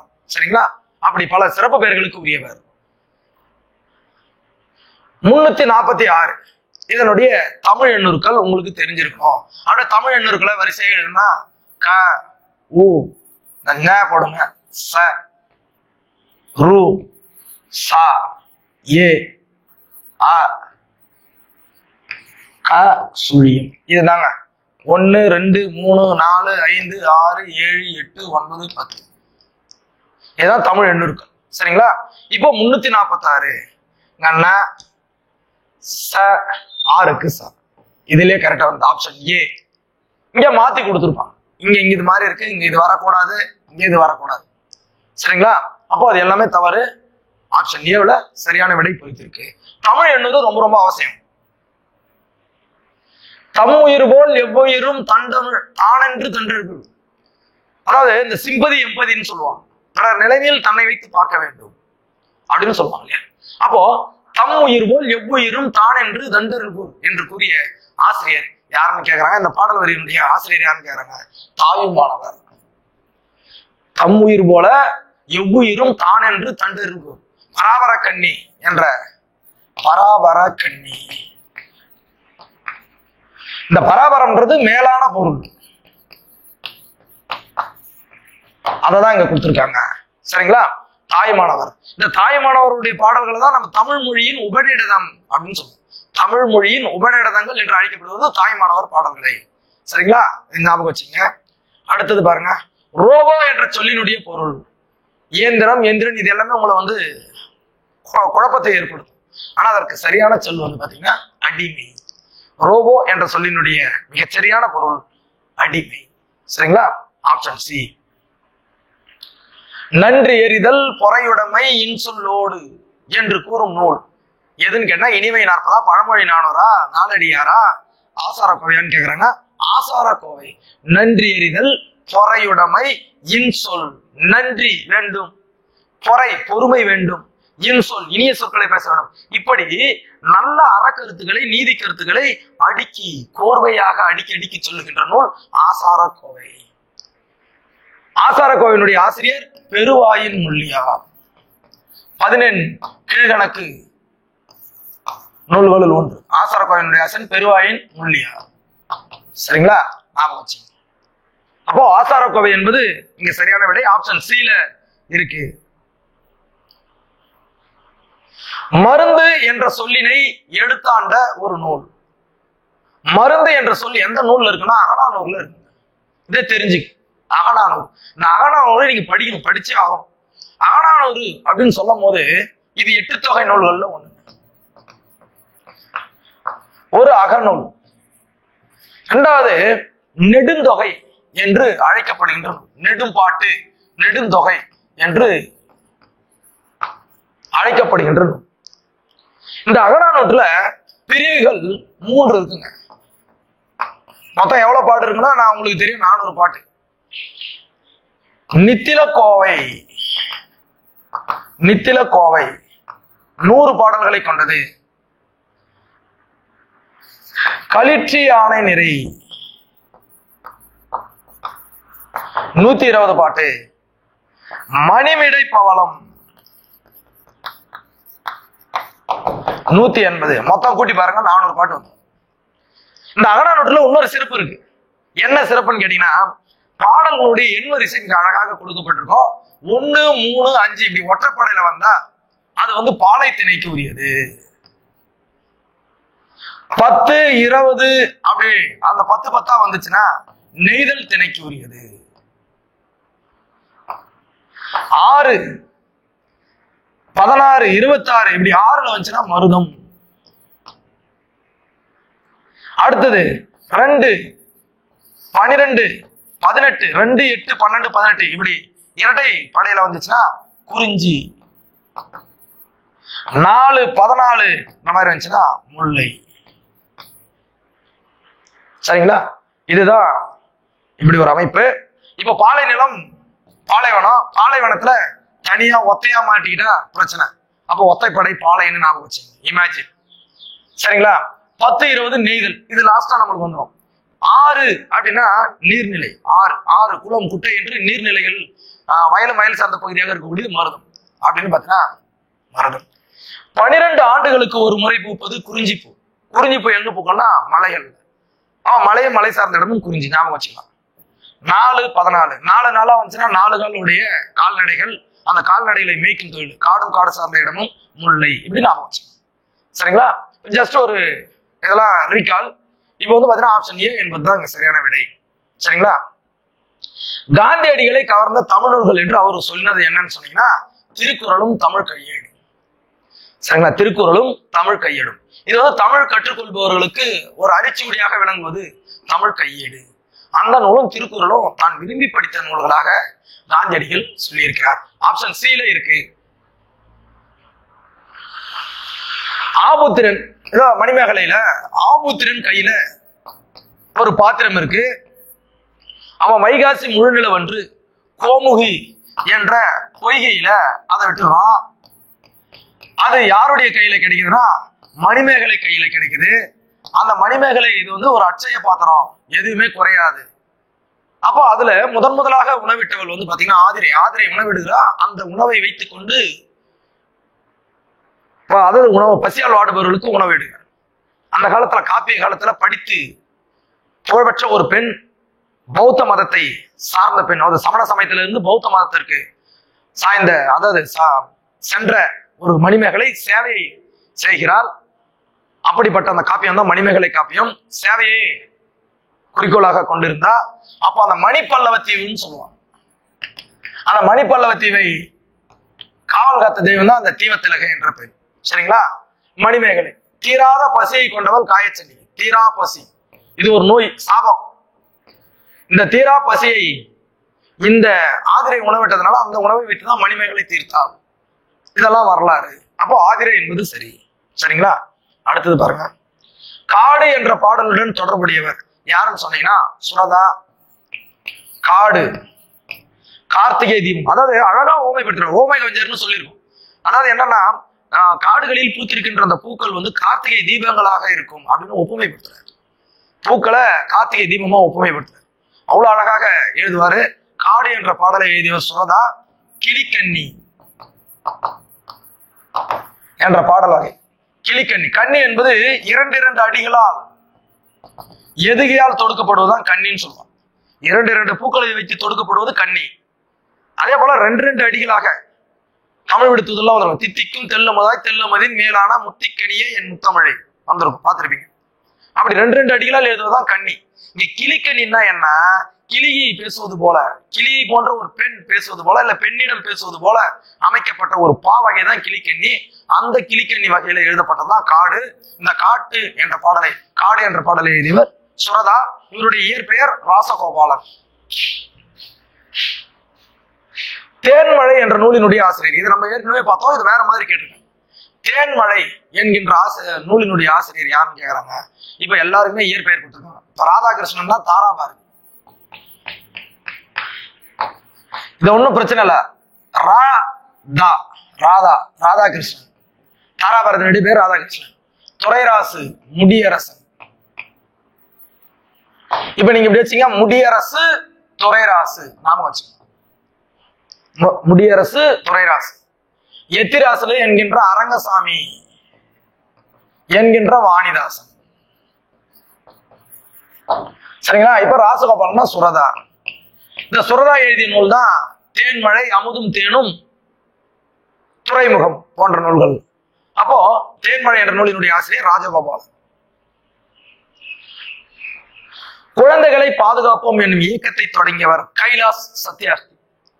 கைலாஸ் சத்யார்த்தி இவர் தான் கிட்டத்தட்ட ஒரு 80,000 குழந்தைகளே அவங்க குழந்தை தொழிலாளர், அதாவது அவங்க பாதிக்கப்பட்டிருக்காங்க, அந்த குழந்தை தொழிலாளராகவோ அல்லது ஏதோ படிக்க முடியாத ஒரு சூழல் இருக்காங்க, அவர்களை மீட்டு அவர்கள் கல்விக்கு உதவியவர். மிகச்சிறந்த ஒரு அரும்பணியை செய்தவர். அவர் தான் குழந்தைகளை காப்போம் என்ற திட்டத்தின ஒரு இயக்கத்தினை உருவாக்கினவர். 2014 அமைதிக்கான நோபல் பரிசு பெற்றவர் கைலாஸ் சத்யார்த்தி. 2014. அப்போ குழந்தைகளை பாதுகாப்போம் என்னும் இயக்கத்தை தொடங்கியவர் கைலாஸ் சத்யார்த்தி. ஆழ அமைக்கினும் ஆழ்கடல் நீர் என்று பாடியவர் யாருன்னா ஔவையார். ஆழ அமைக்கினும் ஆழ்கடல் நீர். இதுல நாழி என்ற ஒரு சொல்லுவோம். நாழி என்பது அதை அளக்கக்கூடிய அளவை. என்னதான் கடல் நீர்ல 4 படி 10 படியில மோந்தாலும் ஒவ்வொரு படியாகத்தான் அவங்க எடுக்கணும். ஒரு படியில எவ்வளவு நீர் கொள்ளுமோ அவ்வளவுதான் கொள்ளும் அப்படின்றத மிக அழகா சொல்லியிருப்பாங்க ஔவையார். ஆழ அமுக்கி முகைக்கணும் ஆழ்கடல் நீர் என்று பாடியவர் ஔவையார். சரிங்களா? ஔவையார் தான் அதை பாடியிருப்பாங்க. இது எந்த பாடல்ல வரும்னு சொன்னா மூதுரையில வரும். என்னோட நிலையம்படி மூதுரை 31 பாடல்களை கொண்டது மூதுரை. அந்த மூத்தோர் கூறிய அறிவுரைன்னு சொல்லுவாங்க. பொருள் மூதுரை, மூத்தோர் கூறிய அறிவுரை. அப்ப அந்த பாடல்ல வரக்கூடிய பாடல் வரி 31 பாடல்களை கொண்டது மூதுரை. திணையளவு போதா சிறுபுல் நீர் கண்ட நீண்ட பனை அளவு காட்டும். அதாவது என்ன அர்த்தம்னா, திணையளவு போதா, ஒரு சின்ன டிராப், திணையளவு போதா சிறுபுல் நீர் கண்ட, அதாவது நீண்ட பனை அளவு காட்டும். கண்டனம் வரக்கூடாது, நீண்ட பனை அளவு காட்டும். இப்போ இந்த டிராப்ஸ்ல ஒரு பனை மரத்தினுடைய நிழல் தெரியும். இவ்வளவு பெரிய பனை மரம் ஒரு சிறிய பனித்துளியில நிழலாக, அதாவது அதனுடைய எதிரொலிப்பாக தெரியும். அதுபோல ஒரு மிகச்சிறிய ஒரு திருக்குறள் நூல் இந்த உலகத்தில் தேவையான அந்த உலக அளவிற்கு கருத்துக்களை கொண்டது அப்படின்னு திருவள்ளுவரை பற்றி போற்றி புகழ்ந்து பாடப்பட்ட ஒரு நூல் தான் இந்த திருவள்ளுவ மாலை. அந்த திருவள்ளுவ மாலையில இடம்பெற்றுள்ள ஒரு நூல் தான் இந்த பாடல் வரி. திணையளவு போதா சிறுபுல் நீர் நீண்ட பனையளவு காட்டும் என்று பாடியவர் கபிலர். அந்த பாடல் வரிகளுக்கு உரியவர் கபிலர். நன்னூல் கூறும் ஓரெழுத்து ஒரு மொழிகள் மொத்தம் எத்தனை அப்படின்னு கேட்கிறாங்க. 42. தொல்காப்பியர் என்ன சொல்லுவாருன்னா, நெடில் எழுத்துக்கள் 7 தான் ஓரெழுத்து ஒரு மொழின்னு சொல்லியிருப்பார் தொல்காப்பியத்துல. ஆனா நன்னூல், அதை தொல்காப்பியத்தை முதல் நூலாக கொண்டு எழுதப்பட்ட வழிநூல் தான் நன்னூல். பவனந்தி முனிவர் அவர் சொல்றாரு 42ன்னு சொல்றாரு. இந்த 42ல 40 நெடில் எழுத்துக்கள், 2 இருக்கு இல்லையா, 2 அது பாத்தீங்கன்னா குறில் எழுத்துக்கள். 2 எழுத்துக்கள் தான் குறில் எழுத்துக்கள். ஒன்னு நோ, இன்னொன்னு தூ. இது தவிர எல்லாமே நெடில் எழுத்துக்கள் தான். தோன்னா ஒண்ணுன்னு பொருள்படும், நோன்னா நோய் அல்லது துன்பம். சரிங்களா? அப்போ நன்னூல் கூறும் ஓரெழுத்து ஒரு மொழிகள் 42. மொழிக்கு முதலில் வராத எழுத்துக்கள் பார்த்தவனே கண்டுபிடிச்சிடலாம். உயிர்மெய் எழுத்துக்கள் வரும், உயிர் எழுத்துக்கள் வரும். உயிர்மெய் எழுத்துக்கள் உயிர் எழுத்துக்கள் மெய் எழுத்துக்களோட சேர்ந்து வரும். ஆனா மெய் எழுத்துக்கள் மட்டும் தனியா வராது. சரிங்களா? அப்போ இதுதான் ஆன்சர். முதலில் வராத எழுத்துக்கள் மெய் எழுத்துக்கள். மயங்கொலி எழுத்துக்கள் மொத்தம் எத்தனைன்னு கேட்கறான். நம்மளுக்கு ஒரு கன்ஃபியூஸ் ஏற்படுத்தும். தமிழ்ல எழுத்துப்பிழையும் சொல்பிழையும் சந்திப்பிழைகளும் ஏற்படுவதற்கான காரணம் இந்த மயங்கொலி எழுத்துக்கள். மொத்தம் எத்தனை எழுத்துக்கள்னா 8 எழுத்துக்களை ஐடென்டிஃபை பண்றாங்க. ர ர ல ல ழ ந ந ந. சரிங்களா? இதெல்லாம் மயங்கொலி எழுத்துக்கள் அப்படின்னு சொல்லுவாங்க. மயங்கொலி எழுத்துக்கள். இந்த 8 எழுத்துக்களும் தான் மயங்கொலி எழுத்துக்கள். இவற்றை சரியாக தெரிந்து கொண்டால் தமிழில் பிழையாக எழுதுவதிலிருந்து நாம் மீளலாம். அடுத்தது பாருங்க, ஏடு எடுத்தேன் கவி ஒன்று வரைந்திட. ஏடு எடுத்தேன் கவி ஒன்று வரைந்திட. அழகாக இயற்கையை மிக அழகாக பாடியிருப்பார். யாருன்னு சொன்னீங்கன்னா பாரதிதாசன். பாரதிதாசன் 7 எழுத்தின் கவி ஒன்று வரைந்திட என்று பாடியவர் பாரதிதாசன் பாவேந்தர். இந்த பாடல் வரி ரொம்ப ஃபேமஸான ஒரு வழி, ஞாபகம் வச்சுங்க. Option B Bharathidasan. அருகில் இருப்பவனையற்றை சுட்டுவது, சுட்டு அகச்சுட்டு புறச்சுட்டு அப்படின்னு சொல்றோம் இல்லையா, அந்த மாதிரி இது வந்து அகச்சுட்டு, உள்ளத்தில் இருப்பது, உள்ளே இருப்பது. சேய்மை தூரம், அண்மை அருகில், அண்மை சுட்டு, அண்மை சொல்லுவோம், அண்மை சேய்மை. சரிங்களா? அகச்சுட்டு புறச்சுட்டு. அப்போ அண்மை சுட்டு தான் அருகில் இருப்பவற்றை சுட்டுவது. ஆப்ஷன் பி ல இருக்கு. இப்ப பாருங்க, ஒரு நல்ல கொஸ்டின் கேட்டுருங்க. வினா எழுத்துக்கள் மொத்தம் எத்தனைன்னு கேக்குறாங்க. 5ங்க. ஏ ஏ யா ஆ ஓ. சரிங்களா? இந்த 3 எழுத்துக்கும் சொல்லின் முதலில் வரும். இந்த 2 எழுத்து சொல்லினுடைய இறுதியில் வரும், வினாச்சொல்லின் இறுதியில வரும். ஆனா இந்த ஏ இருக்கு இல்லையா, இது வந்து பாத்தீங்கன்னா முதல்லயும் வரும், இறுதியிலையும் வரும். இந்த ஒரு சிறப்பு ஏவுக்கு, ஏ என்ற வினாச்சொல்லுக்கு உண்டு. அப்ப ஆக 5 எழுத்துக்கள் வினா எழுத்துக்கள். அந்த வினா எழுத்துக்கள் முதலில் வருவது, இறுதியில் வருவது, முதல் இறுதி என 2லும் வருவது ஏ. சரிங்களா? ஆப்ஷன் சி ல இருக்கு 5 வகைப்படும் வினா எழுத்துக்கள். அதாவது எத்தனைனா 5 இருக்கிறது. சரி, பெயர் சொல் வினைச்சொல் ஆகியவற்றின் தன்மையை மிகுதிப்படுத்த வருவது. நம்ம இதை ஏற்கனவே டிஸ்கஸ் பண்ணிருக்கோம். பெயர் சொல் வினைச்சொல் ஆகியவற்றினுடைய இதை மிகுதிப்படுத்த வருவது என்ன சொல்லலாம்? உரிச்சொல். இப்ப எப்படின்னு பாருங்க. சால, தவ, நனி, உரு, கூர், அப்புறம் கடி, இதெல்லாம் நம்மளுக்கு என்னன்னு சொல்லலாம்? உரிச்சொல்னு சொல்லுவோம். இப்ப நகர்னு சொன்னா மாநகர்னு சொல்றோம், பெரிய நகரம் அப்படின்னு ஒரு பொருள். மலர்னு சொல்றோம், இதை வந்து என்னன்னு சொல்லுவாங்கன்னா கடிமலர்னு சொல்லுவோம். கடிமலர்னா மணமிக்க மலர். பசின்னு சொல்லுவோம். சால பசித்தது அப்படின்னா கடுமையான பசி. நன்று நல்லது அப்படின்னு சொல்லுவோம். நனி நன்று மிக நன்று அப்படின்னா. அப்போ அதனுடைய இதை மிகுதிப்படுத்த வருவது, தன்மையை மிகுதிப்படுத்த வருவதுதான் உரிச்சொல். சரிங்களா? அடுத்து கமுகு, அந்த இலைக்கு பேரு என்ன? இப்ப நான் சொன்னேன் இல்லையா, நெல்லுக்கு இலையினுடைய பெயர் தாள்னு சொன்னோம். சரிங்களா? இப்ப வேப்ப இலை, புளிய இலை, இதை வந்து பாத்தீங்கன்னா இலைன்னு தான் சொல்லுவோம். வாழை இலை இதெல்லாம் சொல்லுவோம். இந்த கமுகு என்பது பாக்கு மரம். பாக்கு மரத்துக்கு தான் கமுகுன்னு சொல்லுவாங்க. அந்த பாக்கு மரத்தினுடைய இலைக்கு பேரு கூந்தல்னு சொல்லுவாங்க. கமுகங்கூந்தல் அப்படின்னு.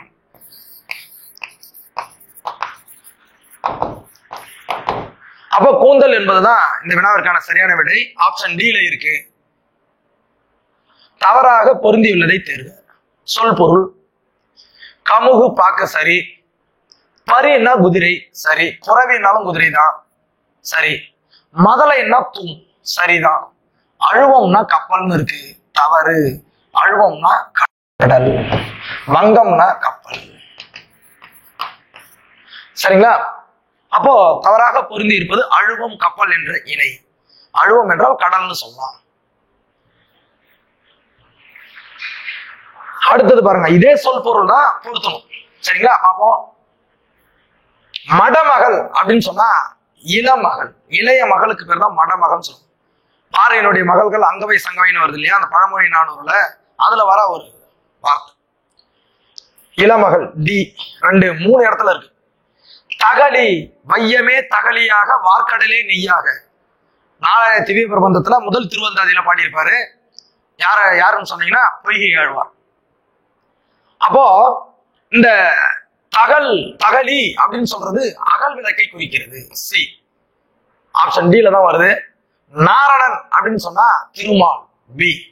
தாரணி அப்படின்னு சொன்னா உலகம், தாரிணி, ஏ. இது எல்லாமே மிகச் சரியாக பொருந்தி இருப்பது option D. D C B A. மடமகள் இளமகள், தகலி அகல் விளக்கு, நாரணன் திருமால், தாரிணி உலகம். சரிங்களா? அடுத்தது பாருங்க 69. சரியான ஒன்றினை கண்டறிய. சரி, எப்படின்னு பார்ப்போம். அதாவது கலைச்சொல் கொடுத்துருக்காங்க. சூளுரை மோ அப்படின்னு சொல்றாங்க. மாலுமினா செயலர், இதுவும் சரிதான். நீதி மாரல், மாரல் சயின்ஸ் சொல்லுவாங்க. நீதி இலக்கியம் அதாவது அற இலக்கியம் அப்படின்னு சொல்லுவாங்க. சிற்பம்ல பப்பாட்டுன்னு கொடுத்தாங்க. பப்பாட்டுன்றது வந்து தோற்பாவை கூத்து, பொம்மலாட்டம்.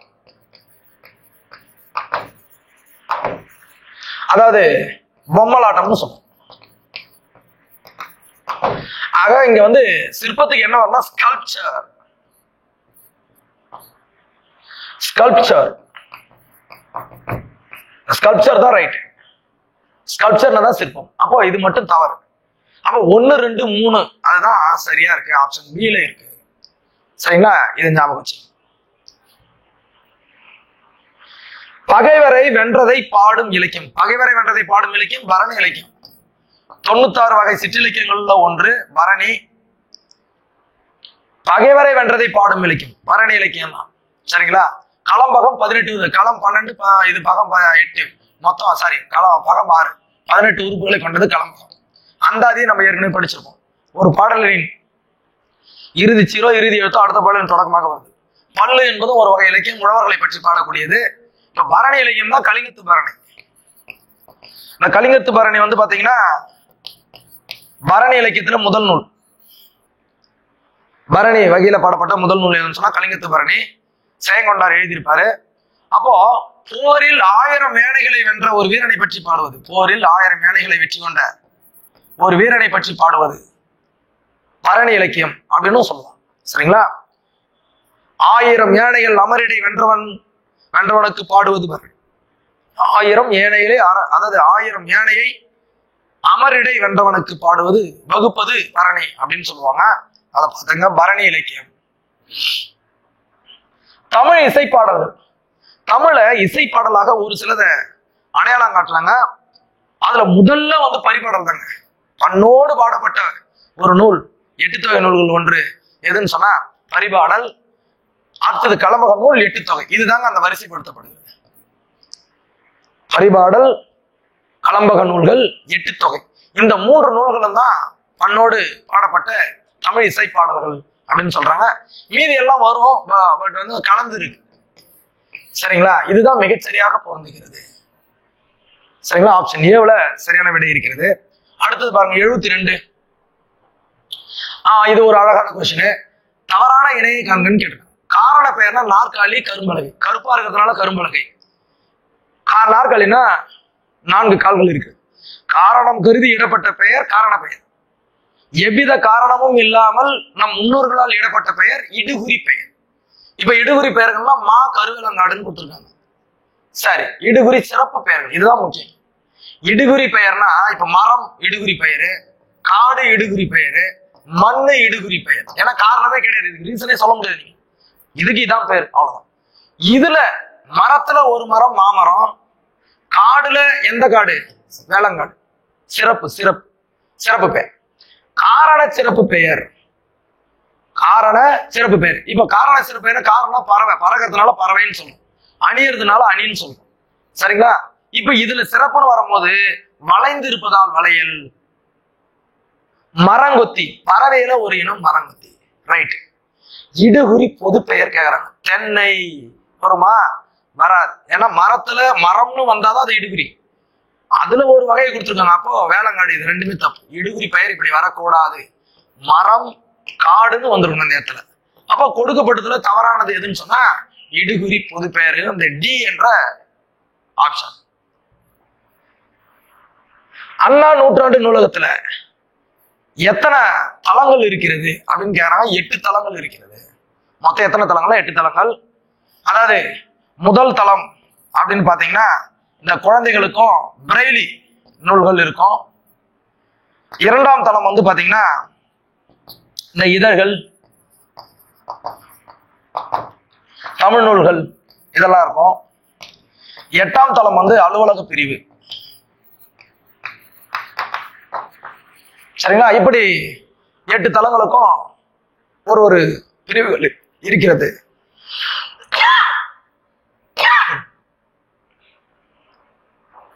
அடுத்த வினா பாருங்க. கீழ்கண்டவற்றில் எஸ் ராமகிருஷ்ணன் அவர்கள் எழுதிய நூல். ஒரு நல்ல புகழ்பெற்ற ஒரு நூல். தீர்க்க தரிசி வந்து பாத்தீங்கன்னா புவியரசு. அதாவது கலீல் கிப்ரான் அப்படின்னு ஒருத்தர் இருக்காரு. இவருடைய பாடலை மொழிபெயர்த்து தீர்க்க தரிசியாக எழுதியிருக்காரு. பால் வீதி அப்துல் ரஹ்மான்.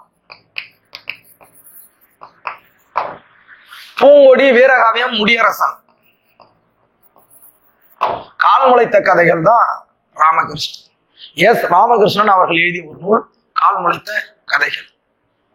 அடுத்தது பாருங்க, தலை சிறந்த ஓவியங்களும் தொன்மையான இசைக்கருவிகளும் காணப்படும் ஒரு நூலகம் ஆசியாவிலேயே மிக பழமையான நூலகமான தஞ்சை சரஸ்வதி மகால். தஞ்சை சரஸ்வதி மகால் நூலகம் கிட்டத்தட்ட பொது ஆண்டு 1122 அந்த காலகட்டத்துல தொடங்கப்பட்டது. சரிங்களா? தஞ்சை சரஸ்வதி மகால் நூலகம். ஆப்ஷன் டி ல சரியான விடை இருக்கிறது. சோழ மன்னன் கோப்பெரு நற்கிள்ளியினுடைய செவிலித்தாய் யாருன்னு சொன்னா காவர்பெண்டு. இது டைரக்டா நம்ம கொண்டு வந்துடலாம். காவர்பெண்டு. இந்த காவர்பெண்டு அம்மையார் வந்து என்ன பண்ணிருப்பாங்கன்னா புறநானூர்ல ஒரே ஒரு பாடலை பாடியிருக்காங்க. எத்தனை பாடல்னா ஒரு பாடல். அதாவது புலி தங்கிய குகை அப்படின்ற ஒரு டைட்டில் எழுதியிருப்பாங்க. ஒரு தாயின் கருவறையை தான் புலி தங்கிய குகை. வீரத்தினுடைய விளைநிலமாக இருக்கக்கூடிய தமிழ் தாயினுடைய கருவறையை தான் அவங்க புலி தங்கிய குகை அப்படின்னு சொன்னாங்க. அந்த புலி அந்த குழந்தை. சரிங்களா? அழகா சொல்லியிருப்பாங்க. இந்த சோழ மன்னன் கோப்பெரு நற்கிள்ளியினுடைய செவிலித்தாய். இப்ப செவிலித்தாய்னா யாரு? அந்த குழந்தையை பெற்றவள் நற்றாய், அந்த குழந்தையை வளர்த்து எடுப்பவள் செவிலித்தாய். இந்த செவிலித்தாயினுடைய பெண் தான் தோழி, இந்த நற்றாயினுடைய மகள் தான் தலைவி. எப்படி ரிலேஷன்ஷிப் வருது பாருங்க. இந்த பெற்றவள் கூட அந்த குழந்தையை அடிக்க மாட்டாள், கண்டிக்க மாட்டாள். ஆனால் அந்த உரிமை செவிலித்தாய்க்கு தான் உண்டு. சரிங்களா?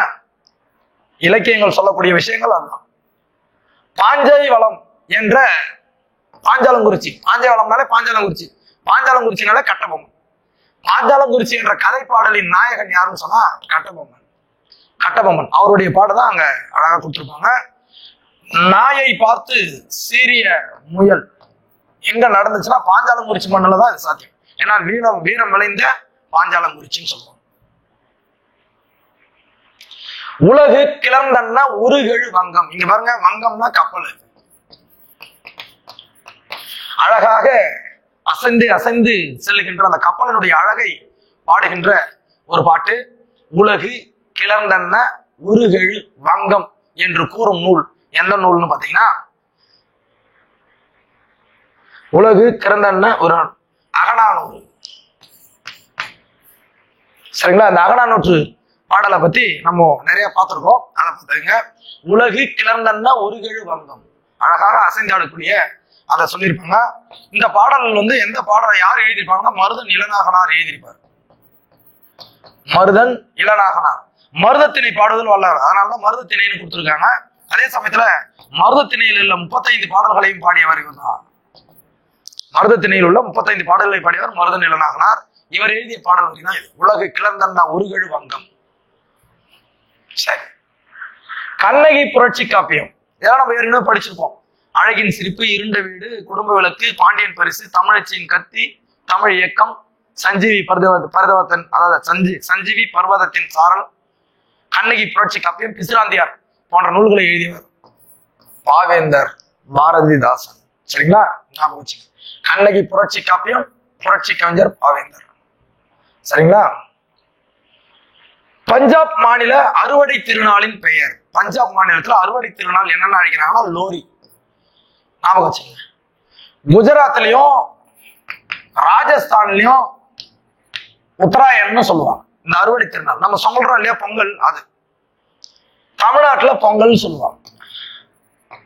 இதுவே ஆந்திரம், கர்நாடகம், மத்திய பிரதேசம், மேற்கு வங்காளம் போன்ற மாநிலங்கள்ல மகர சங்கராந்தி அப்படின்னு சொல்லுவோம். அப்ப பஞ்சாப் மாநிலத்துல அறுவடை திருநாளின் பெயர் லோரி. சரிங்களா? அடுத்தது, குதிரைகளை தமிழர்கள் எந்த நாட்டிலிருந்து வாங்கினாங்கன்னு கேக்குறாங்க. குதிரைகளை தமிழர்கள் எந்த நாட்டிலிருந்து இறக்குமதி செய்தார்கள் அப்படின்னு சொல்றோம். அரேபியாவோட. அரேபிய குதிரைகள் ஃபேமஸ். இந்த பாடல் கருத்துக்கள்லாம், அதாவது இந்த கருத்துக்கள்லாம், இந்த வணிக கருத்துக்கள்லாம் எங்க இருந்து வருதுன்னு சொன்னா பட்டினப்பாளையில அழகாக சொல்லியிருக்கோம்.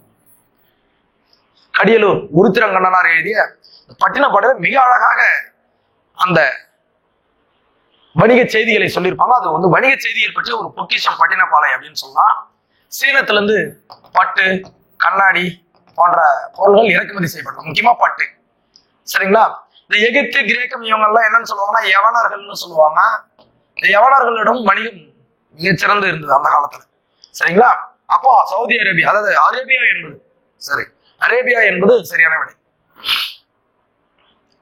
தேனரசனின் நூல் ஒன்று எதுன்னு சொன்னா பெய்து பழகிய மேகம்.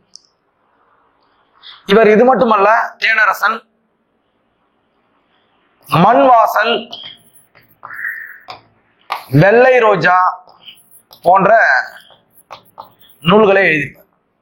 பெய்து பழகிய மேகம், மண் வாசலில் பெய்து பழகியது மேகம், அதனால் உண்டாக செடிதான் வெள்ளை ரோஜா.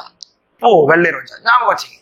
பெய்து பழகிய மேகம், மண் வாசல், வெள்ளை ரோஜா, இந்த நூல்களை எல்லாம் எழுதியவர் தேனரசன். சரிங்களா? இதுவும் தவறு. பிடிசோறு, பிடிசோறு வந்து ஜெயகாந்தன் எழுதியிருப்பாரு. கடற்கரையினிலே சொல்லின் செல்வர் என்று அழைக்கப்படுகின்ற ராபி சேது எழுதியிருப்பாரு. சரிங்களா? வஉசியினுடைய வரலாறை பத்தி எழுதியிருப்பாரு ராபி சேது, சொல்லின் செல்வர் என்று அழைக்கப்படுறார். இவர் எழுதி 1955 எழுதிய தமிழ் இன்பம் என்ற நூல் தான் இந்திய அரசினுடைய சாகித்ய அகாதமி விருது பெற்ற முதல் நூல் அப்படின்னு சொல்றோம், தமிழ் இன்பம். சரிங்களா? ரைட். ஆப்ஷன் டில இருக்கு ஆன்சர். சரஸ்வதி மாலை, சித்திரமடல் என்ற நூல்களை அருளியவர், எழுதியவர் யாருன்னு சொன்னா த கிரேட் காலமேக புலவர். இவருடைய நூல்களை நீங்க நல்லா தெளிவா படிச்சீங்க. இந்த மேகங்கள் சூழ்ந்து உடனடியாக எவ்வாறு மழை பொழிகிறதோ அதுபோல கூறிய உடனே கவிதை படைக்கும் ஆற்றல் பெற்றவர் காலமேக புலவர். சிலேடை அல்லது இரட்டுற மொழிதல் என்ற பாடல் வடிவத்தில் எழுதுவதில் சிறந்தவர். இரட்டுற மொழிதல், ஒரு சொல்லோ பொருளோ இரு பொருள்படி, ஒரு சொல்லோ ஒரு பொருளோ அல்லது ஒரு அடியோ இரு பொருள் படுமாறு பாடுவதுதான் சிலேடை என்கின்ற இரட்டுற மொழிதல், இரண்டு உர மொழிதல். சரிங்களா? அதேதான் காலமேக புலவர். இவருடைய இயற்பெயர் வரதன். இவர் பிறந்த ஊர் வந்து விழுப்புரம் மாவட்டத்தில் உள்ள எண்ணாயிரம். சரிங்களா? இவர் எழுதிய நூல் சரஸ்வதி மாலை, சித்திரமடல் ஒண்ணு கொடுத்திருக்காங்க. அது மட்டும் இல்லாம இரட்டுற மொழிதல் எழுதியிருப்பாரு. அது மட்டும் இல்லாம பரபிரம்ம விளக்கம், திருவானைக்கா உலா போன்ற நூல்களை எழுதியவர் தான் கவி காலமேகம். Option C. சாந்தம் உடையோர் பேறு பெற்றோர் என தத்துவம் இப்படின்னு ஒரு பாடல் இருக்கு. இயேசு காவியம். சாந்தம் இந்த வார்த்தை வச்சு இயேசுநாதன். இயேசுநாதனுடைய வாழ்க்கை வரலாற்றை தன்னுடைய படைப்பாக படைத்தவர் கண்ணதாசன். அந்த கண்ணதாசன் எழுதிய நூல் தான் இயேசு காவியம். இந்த இயேசு காவியம் வந்து பாத்தீங்கன்னா மலைப்பொழிவு அப்படின்ற ஒரு நூல்ல இருக்கு. எழுதியவர் கண்ணதாசன். கண்ணதாசன் தெரியும் உங்களுக்கு, சிவகங்கை மாவட்டத்துல சிறுகூடல் பட்டியல பிறந்தவர். இவருடைய பெற்றோர் சாத்தப்பன், விசாலாட்சி.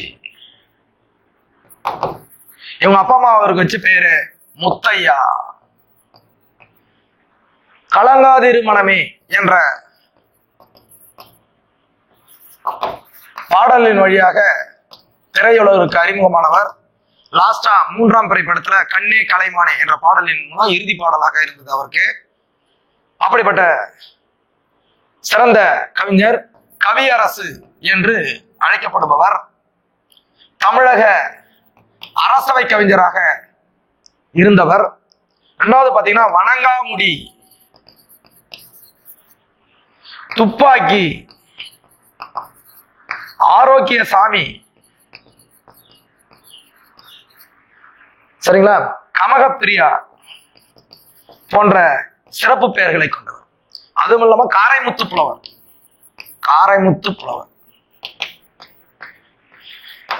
இவருடைய ஒரு மிக முக்கிய புதினமான சேரமான் காதலி என்ற நூல் சாகித்ய அகாதமி விருதை பெற்றிருக்கிறது. சேரமான் காதலி என்னும் புதினம். சரிங்களா? ஆப்ஷன் பி இயேசு காவியம்.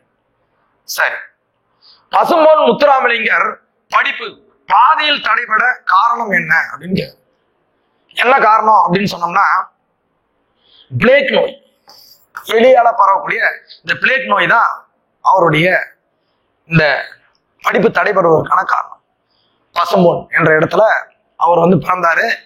அதனாலதான் பசும்பொன் முத்துராமலிங்கர் அப்படின்னு சொல்லுவாங்க. அவர் தடைபெறுவதற்கு காரணம் பிளேக் நோய்.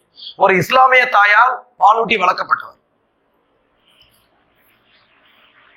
நேதாஜி என்ற இதழை நடத்தியவர் தெரியும். நேதாஜியும் முத்துராமலிங்கரும் மிக நெருங்கிய நண்பர்கள். அதே சமயத்துல தமிழர்களை அதிக அளவில் இந்திய ராணுவ அமைப்புல சேர்த்தவர் யாருன்னா, இந்திய தேசிய ராணுவத்துல சேர்த்தவர் முத்துராமலிங்கர். அவர் தான் நேதாஜி என்ற இதழை நடத்தியவர். சரிங்களா? Option C. ஏற்றுமதி இறக்குமதி குறித்து கூறும் நூல். நான் ஏற்கனவே சொன்னேன், வணிகம் அப்படின்னு சொன்னாலே பட்டினம். சிறுபான்றாற்றுப்படை இது என்ன சொல்லணும்னா, கடையேழு வள்ளல்கள். அதனாலதான் சிறுபான்றாற்றுப்படை என்னன்னு சொல்லுவாங்கன்னா கொடை இலக்கியம்னு சொல்லுவாங்க. சேர மன்னர்கள் 10 பேரை பற்றி சொல்வது பரிற்று 10 பேர், ஒவ்வொருத்தருக்கும் 10 பாட்டு. பரிபாடல் 8 தொகையில பண்ணோடு பாடப்பட்டது. அது மாதிரி அறிவியல் கருத்துக்கள் அதிகம் கொண்ட ஒரு நூல் பரிபாடல். சரிங்களா? இப்போ ஆப்ஷன் டி பட்டினப்பாலை என்பது சரியான விடை. பள்ளி தளமனைத்தும் கோயில் செய்குவோம், பள்ளி தளமனைத்தும் கோயில் செய்வோம் என்று பாடியவர் யார்? ஆயுதம் செய்வோம் நல்ல காகிதம் செய்வோம். அதாவது வெள்ளி பனிமலையின் மீது நாவோம், மேலை கடல் முழுவதும் கப்பல் விடுவோம், காகிதம் செய்வோம் நல்ல ஆயுதம் செய்வோம் அப்படின்னு நம்மளை எல்லாம் ஒன்று சேர வைத்தவர் பாரதியார். அப்படி பாரதியாருடைய பாடல் தான் இது. பள்ளி தளமனைத்தும் கோயில் செய்வோம் அப்படின்னு பாடியவர் யாருன்னு சொன்னா பாரதியார். இதுல ஓம்ன்றதை சேர்த்துக்குவார். செய்யுங்கன்னா நம்ம மட்டும் செய்வோம் அப்படின்னு சொன்னா இவரையும் சேர்த்து சொல்லுகிறார் பாருங்க. அதுதான் அந்த தமிழ் மொழியினுடைய அந்த ஓம் அப்படின்ற அந்த ஒரு வார்த்தையினுடைய சிறப்பு. பாரதியார் என்பது சரியான விடை.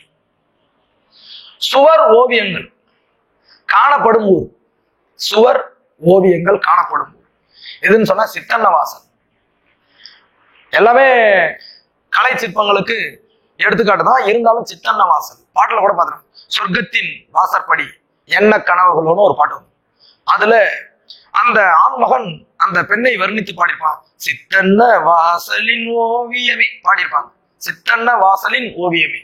அந்த சித்தன்ன வாசல் தான் இந்த சுவர் ஓவியம் காணப்படும் ஒரு சிறந்த இடத்திற்கு எடுத்துக்காட்டு. சரிங்களா? அடுத்தது பாருங்க. 90 கோட்டோவியம் வரையப்படுவது. எதுல கோட்டோவியம் வரைந்தாங்கன்னா அந்த காலத்துல ஓலைச்சுவடிகள்ல வரைஞ்சாங்க. இங்க கொடுக்கப்பட்டுள்ளதுல எதுல வரைஞ்சாங்கன்னு சொன்னா ஓலைச்சுவடிகள் எல்லாம் வரைய முடியும். அப்ப அந்த கோட்டோவியங்கள் கோடுகளை பயன்படுத்தி ஓவியங்களாக வரைவதுதான் கோட்டோவியம். அந்த கோட்டோவியம் எங்க இருக்குன்னு சொன்னா ஓலைச்சுவடிகளில் வரைந்தார்கள். Option B ஓலைச்சுவடிகளில். கண்ணாடி ஓவியர்கள் மிகுதியாக காணப்படும் பகுதி. கண்ணாடியில ஓவியம் வரையக்கூடிய பகுதி எதுன்னு சொன்னா தஞ்சாவூர். தஞ்சாவூர் தலையாட்டி பொம்மை. அதே சமயத்துல கண்ணாடி ஓவியர்கள் அதிகமாக எங்க இருக்காங்கன்னு சொன்னா தஞ்சை பகுதியிலே இருக்காங்க. சரிங்களா? அதுதான் தஞ்சை மிகச்சிறந்த ஒரு இடமாக இருக்கு. தஞ்சாவூர் தலையாட்டி பொம்மை, அதே சமயத்துல பிரகதீஸ்வரர் ஆலயம் எனப்படுகின்ற தஞ்சை பெரிய கோயில், உவேசா பிறந்த ஊரு. அது மட்டும் இல்லாம தி ஜானகிராமன் என்கின்ற அந்த பட்டுக்கோட்டை பிரபாகர், அதுக்கப்புறம் பாத்தீங்கன்னா அந்த தி ஜானகிராமன் சிவப்பு ரிக்ஷா என்ற நூலினுடைய ஆசிரியர் தி ஜானகிராமன் போன்ற பல பெயர்களை உருவாக்கிய பூமி அந்த பூமி தஞ்சை மண். தமிழ்நாட்டினுடைய நெற்களஞ்சியமாக திகழ்வது தஞ்சை மண். அந்த தஞ்சை மண் தான் கண்ணாடி ஓவியர்கள் அதிகம் உள்ள பகுதியாக அறியப்படுகிறது. நாட்காட்டி ஓவியங்களின் வேறு பெயர்.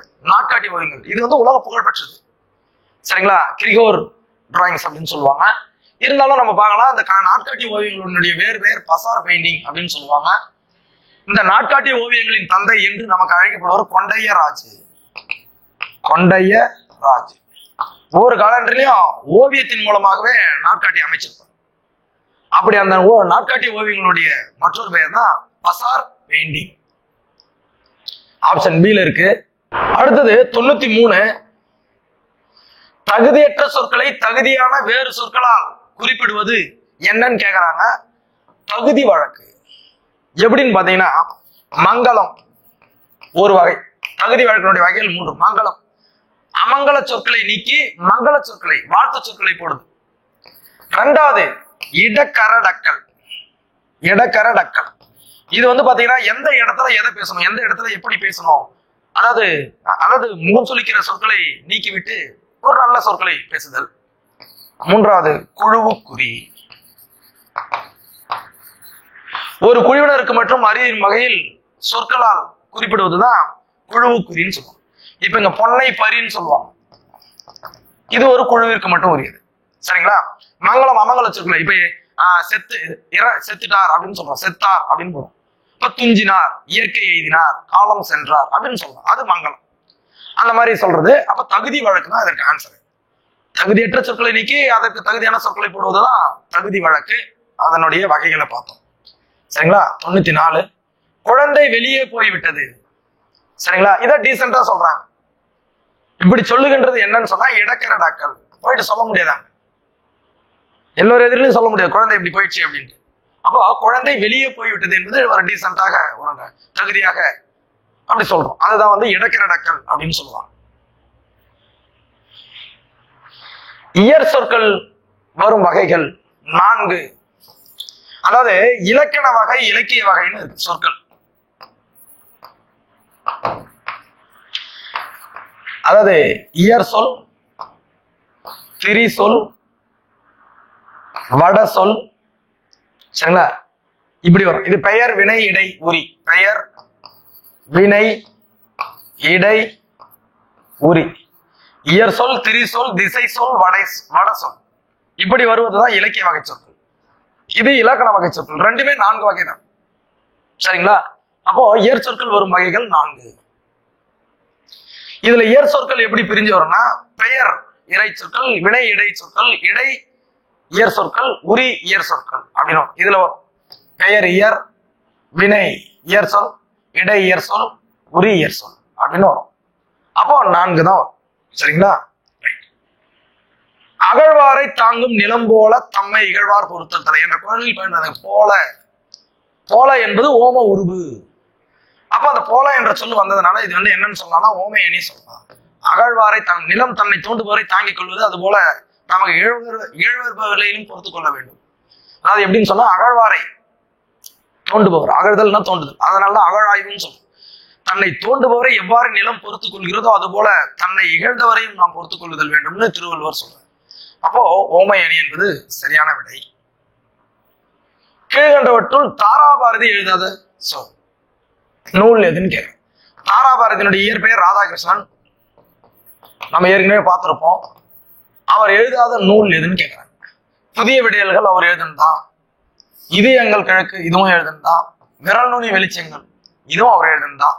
அவர் எழுதாத நூல் கடற்கரையிலே, இதை பத்தி நம்ம பார்த்திருப்போம். ரா பி சேது. சரிங்களா? அப்போ அவர் எழுதாதது கடற்கரையிலே, ஆப்ஷன் சி. மெய் எழுத்துக்களினுடைய கால அளவு. சரிங்களா? மெய் எழுத்துக்கள் உயிர்மைக்கு, அதாவது உயிர் எழுத்துக்களுடைய குறில் எழுத்துக்கள் 1, நெடில் எழுத்துக்கள் 2 மாத்திரை குறிக்கும். மெய் எழுத்துக்களுடைய கால அளவு எதுன்னு சொன்னா அரை மாத்திரை. சரிங்களா? இது எல்லாருக்குமே தெரிஞ்ச விஷயம் தான், அரை மாத்திரை. அடுத்தது மதுரை என்பதனுடைய பொருள் என்னன்னு கேட்டாங்கன்னா இனிமை, இனிமையான ஊர் மதுரை. அப்ப மதுரை என்பதனுடைய பொருள் இனிமை, இதுதான் பொருள்படும். ராமானுஜம், கணித மேதை ராமானுஜத்தை பத்தி சொல்லியிருக்காங்க. ராமானுஜம் பிறந்து 3 ஆண்டு வரை கேட்கும் திறனற்றவராக இருந்தார். தப்பங்க, பேசும் திறனற்றவராக இருந்தார், பேச்சு வரல. இவர் குடும்பம் கும்பகோணம் திண்ணைப்பள்ளியில் படித்தார் அப்படின்னு சொல்றாங்க. இவர் வந்து ஒண்ணு இல்லைங்க, கல்யாணம் அப்படின்ற ஒரு தொடக்க பள்ளியில் படித்ததாக சொல்றாங்க. அதுலதான் படிச்சிருக்காரு. ஈரோடுல பிறந்தவர். அதுக்கப்புறம் கும்பகோணத்துல வந்து வாழும் பொழுது அவர் திண்ணைப்பள்ளியில படிக்கவில்லை, தொடக்க பள்ளியில தான் படிச்சார். சரிங்களா? அப்போ இது ரெண்டுமே தவறுங்க.